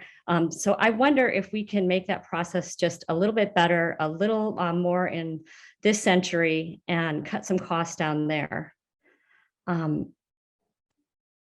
I don't know what my colleagues will think about this, but another thing we could look at is cutting the assembly stipends. I mean, it's $900 a month. And I wonder if that's like just a really nice symbolic way we can cut it and save some money for our assembly. And yeah, that's it. Thank you. Thank you so much. Next, let's hear from Mr. Guttenberg. Thank you. That leaves me. It's a good question, and it's always an appropriate question. I'm amazed to be agreeing with Lance. I think what we need to do is make sure that we have major maintenance set aside, and why we might be spending nickel and dimes, we'll be saving dollars in the long term. A lot of money. You know, you have a leaking roof. You let it go. You have to replace the roof. You have to replace the electronic equipment inside a building.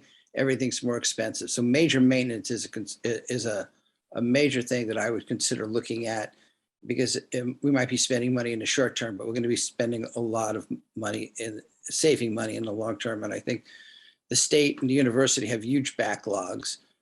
People would much rather have ribbon cuttings than major maintenance contracts, and the major small maintenance contracts go to local contractors. You know, it's not a lot of work. It's not a big expense. Generally, local guys want to do it because they can, and out-of-state guys, it's too much. On the other hand, there are things that I think we should do that would enhance this town. And Trails and Rec, dealing in cooperation with the university, having national ski events here. Bring in people that boost the tourist industry, that enhances our community because people want to live here. It's all part of a process that what do you want to do here? Who do you want to bring here? How do you want to build the economy? What do you want to do for people that can help them do for themselves? And we just need to build. We need to just keep building Fairbanks because this is an amazing place. Thank you. Great, thank you. And Ms. Fletcher. Thank you very much. I think everyone here has raised really good ideas tonight. Three things that I would like to prioritize and perhaps increase in our budget would include, first of all, education. We've heard strongly from our school board that our schools need more, our students need more. We've had an increase in the student population this year beyond what was expected after decreased enrollment last year, and really making sure that we're providing quality education, because that has trickle effects that benefit our entire community. So that would be a priority for me, especially as the state ceases to follow through on their commitment. We have to find a responsible plan moving forward so we can take care of our own as we need to. Secondly, I too really like the capital improvement program, and I believe that investing in both the infrastructure we have while also being forward thinking and investing in the most appealing projects that apply this is a really fair-handed way to prioritize, and the projects that come out of that, I think, have a lot of great quality to them and really contribute to many different parts of our community and its different needs. So I would like to continue seeing those projects funded and really balance preserving what we have, but continue to move forward as we progress as a 21st century community with different needs and wants from different community members. And lastly, I really want to see just an increase in the budget that I think might, pay back on itself in our code enforcement officers. I've heard from a lot of people that they want to see clean houses and communities and neighborhoods, clean up the blight, some of our own borough buildings and properties that can be cleaned up. This has just been funded in some of the ARPA funds we have, but I think having the ability to actually follow through on these projects will only increase the value and the beauty of our community and lead to greater revenue and income down the road. Additionally, we've heard so much testimony from the public about animal safety and welfare and finding a way that's sustainable within our animal control to really keep animals safe, keep the community safe, and find a proper balance there.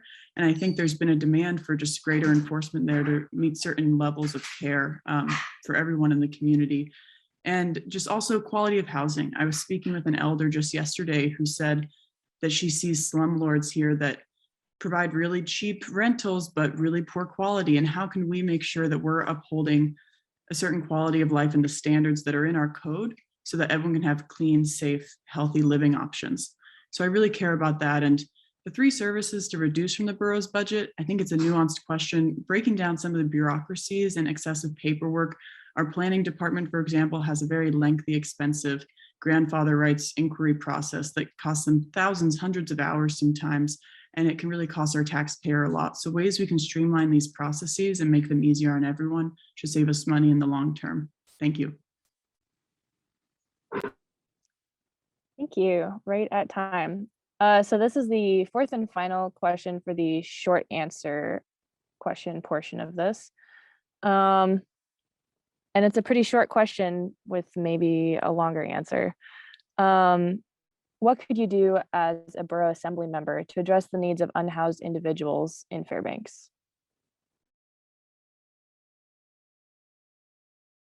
And let's hear from Ms. Kelly first.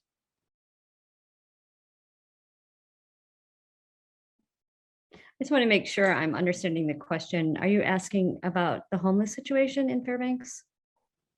Yes. Okay.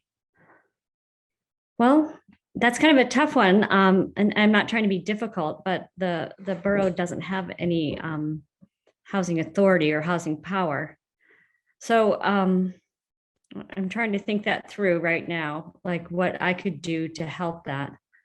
I do think if there is a way that we can have zoning where we can build more affordable housing, that would be one step toward that. I know that it's really hard right now for a young person to get housing in Fairbanks. The housing prices are inflated and they're really unaffordable for someone just starting out in life. And so are rents. So if there's a way we can help with offsetting some of that cost, that is a start. But I'm kind of at a loss without having social service or housing authority, concrete ways we can fix that situation. However, that said, I'm always open to listening to people and hearing solutions from people that are in the know about that. It is a concern of mine. It's something I just hate to see, especially during our cold days, to see people getting kicked out of, some of our bookstores back out into the cold. It's a terrible, awful thing to see.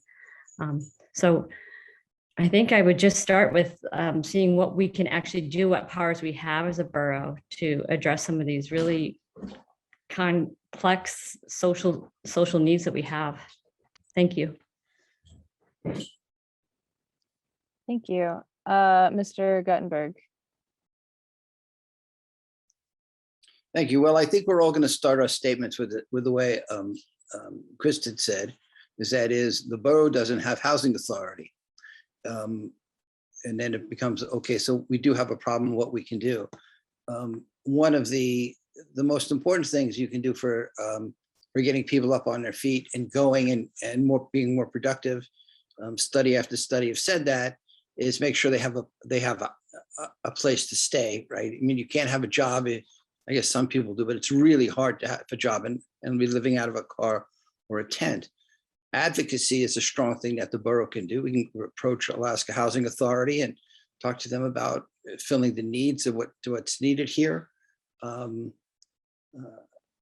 Approaching the legislature, to fund those things that Alaska Housing could put on the table. These are things that strengthen the community, that make it a better place to live.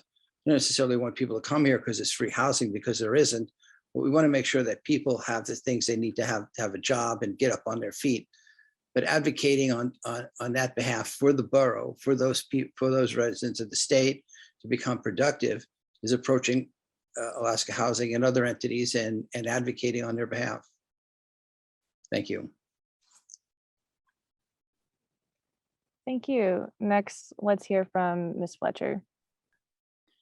Thank you for this question. I work with a lot of individuals in our community that are houseless right now through my job as a lawyer for low-income folks. And I think it's a pressing need that we need to be creative in how we envision community partnership between our government and the other services in our community. I've reached out to individuals at Stone Soup, at the Door, at the Bridge. I work with the Women's Shelter, many different resources in our community. And I think there are ways that we can intelligently partner. For example, a lot of the shelters in town, folks can stay there overnight, but then need to leave during the daytime. That's why public buildings like the library are so critical, and to keep those doors open, especially in the winter, so there's a warm place where people can also access the internet, resources for resumes to apply for jobs. That's where I go and tutor my mentee through the Literacy Council, and having that space available for those activities really opens doors for those who might otherwise not have a stable place to go each day to start achieving the steps they need to find employment, to find their own housing. So keeping public spaces like that open is step one. And especially as we've dealt with COVID this past year and a half, finding mitigations and ways to keep it safe, to keep those public buildings open and a warm space available is critical. Secondly, I think of how can we further empower and support the nonprofits providing that housing service that may be outside of our powers. Right now, we're considering a tax exemption for the Yukon Quest building downtown. And I think that's a smart idea. It does bring in tourism and drive our economy. Are we also providing that for resources like the Bridge, who help individuals who are re-entering the community to find reliable housing and to find services so that they can stay on their feet? Similarly, are we working with Stone Soup, the bread line, to provide that kind of support? Because these are the individuals in our community doing that hard work, and we need to look to those entities to provide those services, but I think we can have creative solutions and supports. And then lastly, as was touched on by some of my other candidates running for assembly, is responsible zoning and planning so that we can build more affordable housing. There are plans right now being put into place to provide reliability and predictability for developers when it comes to greater density in certain parts of our community, incorporating creative housing so we can have both affordable and quality housing and not force people to live in dangerous settings if they want to have a roof over their head, especially throughout the winter. So those are just some of the ideas I have, but I continue to reach to folks like the Door, the youth shelter here in town, and hear thoughts of ways of building kind of transitional housing for folks as they're leaving school and no longer have their reliable source for a meal 2 times a day. So I continue to listen, and I'm looking forward to creative solutions once on the assembly. Thank you. Thank you. And of course, next is Mr. Roberts. So the first thing is to realize that who's doing things effectively. The rescue mission is doing a great job of giving people a place to stay and then moving them up slowly in a steps of serial responsibility, of increasing responsibility so that they get their own place, to get in the workforce, training them. That's what it really takes, is it takes a full program, and they're able to do that. You know, they don't have to, well, they're just able to do that. It's a great private charity, nonprofit. Now, one thing the borough can do is make sure they're able to stay in business, because nonprofits are threatened in this town, though most of them don't realize it. The borough took a nonprofits tax exemption away last year for doing something that the prior borough attorney had already told them that they could do, as they were earning money to support their mission. So that's a priority, is to make sure that the borough does not do that. They do not need to remove those tax exemptions for those nonprofits, and the rescue mission is in danger from that, just like every other nonprofit. So they're doing a great thing. And in fact, they've got this housing thing out on Chena Pump to even take them to another step of their own little house and working that. So I'm really excited about the stuff they're doing. Now, the best thing the borough can do overall, what you really need to help cut down the homeless, I mean, there's the whole aspect of mental health care and those who have those chronic problems, okay? And the borough doesn't really have a play in addressing that. None of that is within its bailiwick. It's within the powers given to it by the people. But what is that often is a big contributor to homelessness is a bad economy. So we need to do what we can for the economy, and what the borough can do for the economy. They don't build economies. Government doesn't build economy. Government only takes from economies. So you take less and you get out of the way of the people who do want to build it. So you make zoning and you make platting much easier, much simpler. We're going to substantially change the platting system so that people can develop their land and sell their land. The easier it is to do that, the cheaper they can sell that land, the cheaper the housing becomes. So we've got to work on that, because government is a big part. Regulation is a huge part of the cost of living, of building and living that people have. And so if we want cheaper housing, we need to remove that impediment. And we're not the whole contributor. There's many levels of government doing that, but we can do our best to remove that from being in the way. Thanks. Great, thank you so much. With that, we have made it through the short answer portion. We now have 4 lightning round questions, which will then be followed by closing remarks. For the lightning round questions, I will ask the question and post it in the chat, and then call on people individually. This is a yes or no question. Don't expand on it. It's not a multi-sentence situation. It's a yes or no question. And we have been using the mute hammer. So the first question is, as our community is experiencing very high COVID infection rates, the mayor recently vetoed an assembly resolution that called for masks during high COVID infection rates for any public meeting held in the assembly chamber. Would you have voted yes or no to that mask mandate? Again, this is a yes or no question. And first, Mr. Gutenberg.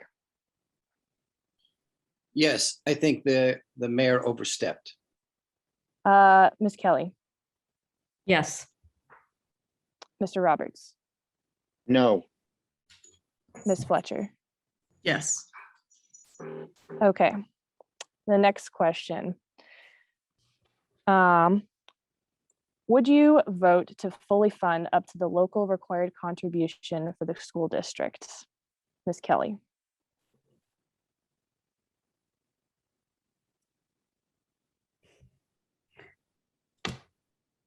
I feel like I don't have enough information to answer that question. It would depend on what the state was giving us.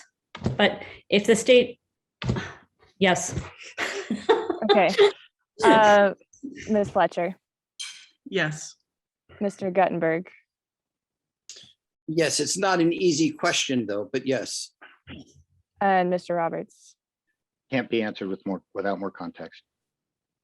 Yeah. Okay. Not fair. Third question. With a backlog of almost 500 code complaints, do you feel the borough should increase the number of code enforcement positions? Mr. Roberts. No. Mr. Guttenberg. Yes. Ms. Fletcher. Yes. Ms. Kelly.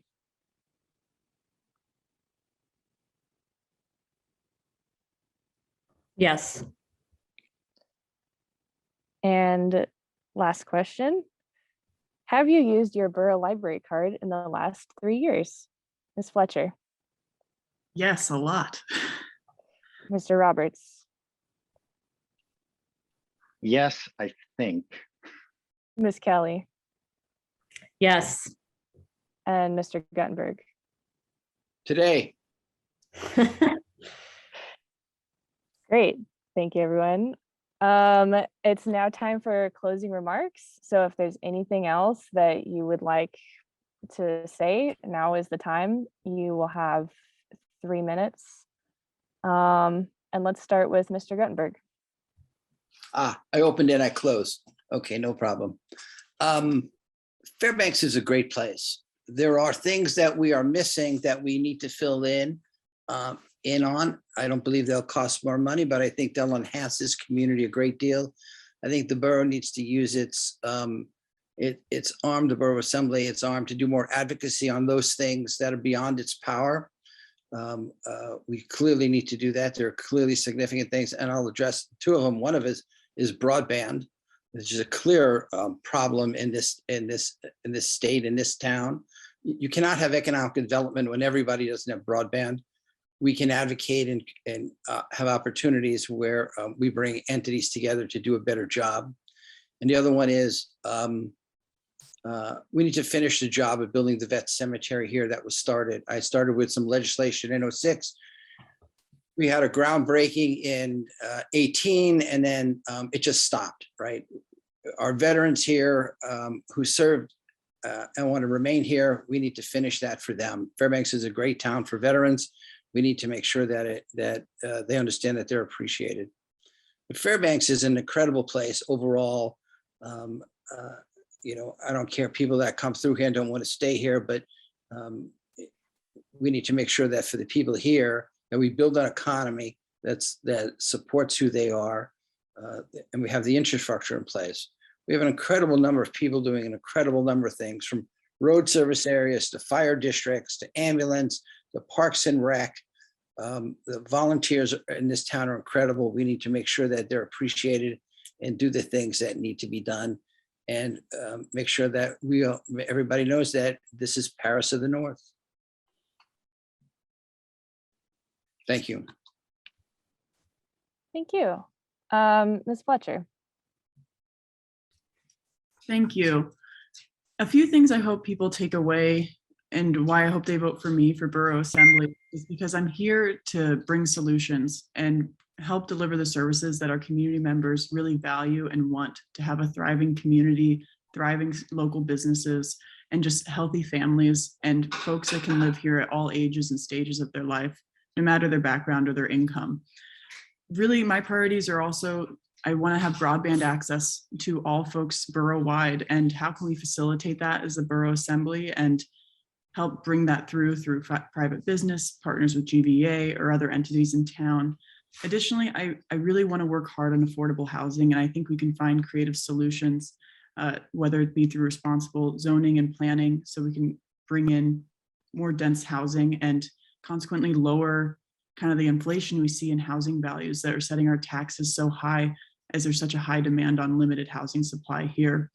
Also, I really strongly believe in protecting and improving upon our public goods and services, our parks, our trails, our libraries, expanding on the recycling center. We've invested in a horizontal baler. Let's install it and use it. Start recycling office paper that can actually be an economical thing to recycle here within Fairbanks and make it more sustainable to live here.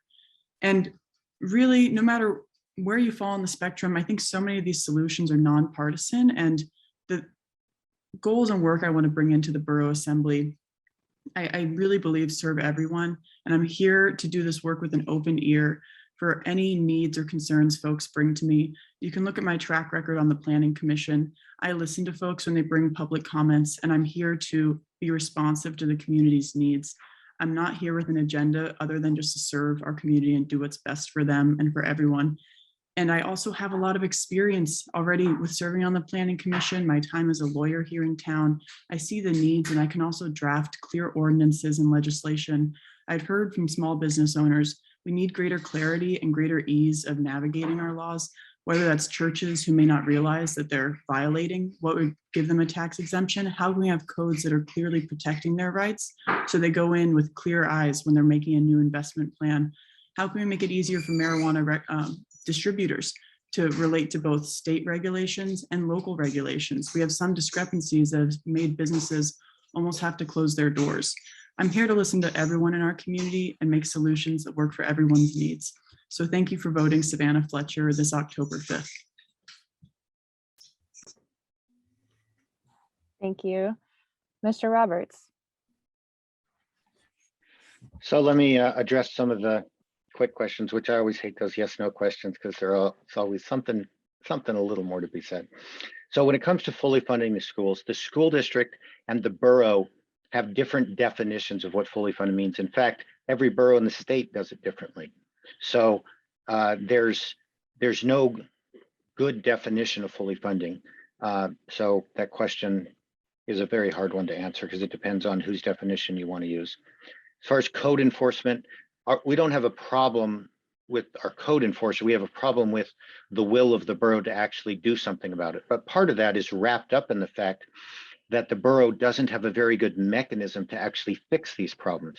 I mean, if somebody's building is 1 foot over a setback, it's been there for 40 years, the people who bought it for 40 years never knew there was a zoning problem, then what are you going to do about it? That's why I helped create the amnesty ordinance so that those people could sell their houses, which were starting to be stopped.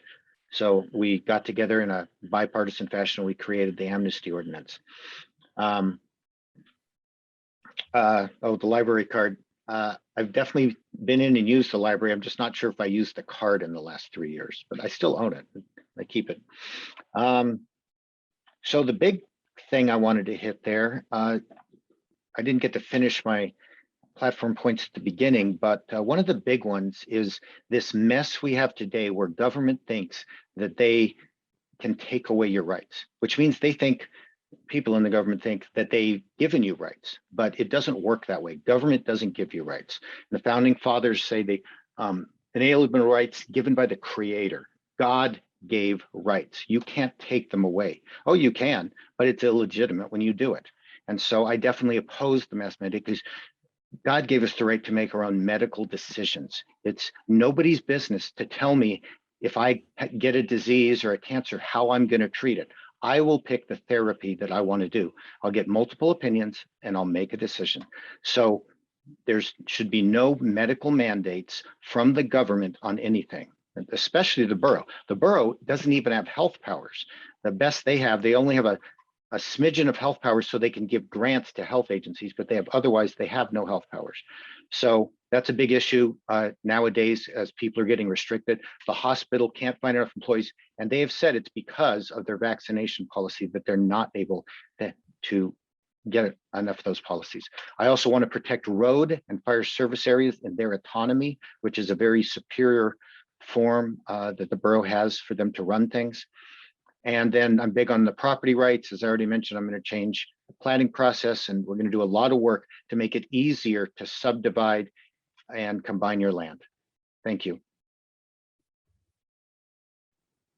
Thank you. And last, but of course, certainly not least, Ms. Kelly. I think that you are muted. You'd think after a year of doing this, we'd have it all down. Thank you, Brooke. One thing I'd like to talk about, I feel like I've had a chance to talk about my priorities, but one thing I don't think we had a chance to really talk about is our approach to governing. And I want you to know, especially, talking with you, the NAACP sponsoring this event tonight, you're not, if we look at percentages of our borough assembly doesn't necessarily reflect what's out there. There's different numbers, but African Americans make up between 4 and 6% of our borough. Native Alaskans make up about 8%. And I think in order to really be able to represent the residents of this borough, you need to have a person that's willing to listen with an open heart and an open mind. And that's what I am promising as a candidate. I think polarization in local politics is simply not appropriate. We are a nonpartisan race. And so I think that we shouldn't get our own politics involved in terms of what religion we are or who we're representing. So my promise to you is that I believe that we can work together, that government can begin to work again in this borough. And I will do all I can to roll up my sleeves and do the work of the borough and concentrate on issues and concentrate on facts and not let, I guess I don't even want to say the word party because it is nonpartisan, but that I'm going to be willing to reach across party lines and work with everyone on the assembly and not just people that I think are in my party or in my religion or in my mindset. I just think that we need to get back to working together as a community and building our community up. Thank you. Great, thanks so much. That concludes the Borough Assembly portion of tonight's meeting. Thanks, Brooke. Helen Marie? Well, we're at the conclusion of our candidate forum, and our president is going to take us out, I believe. You're muted, Miss.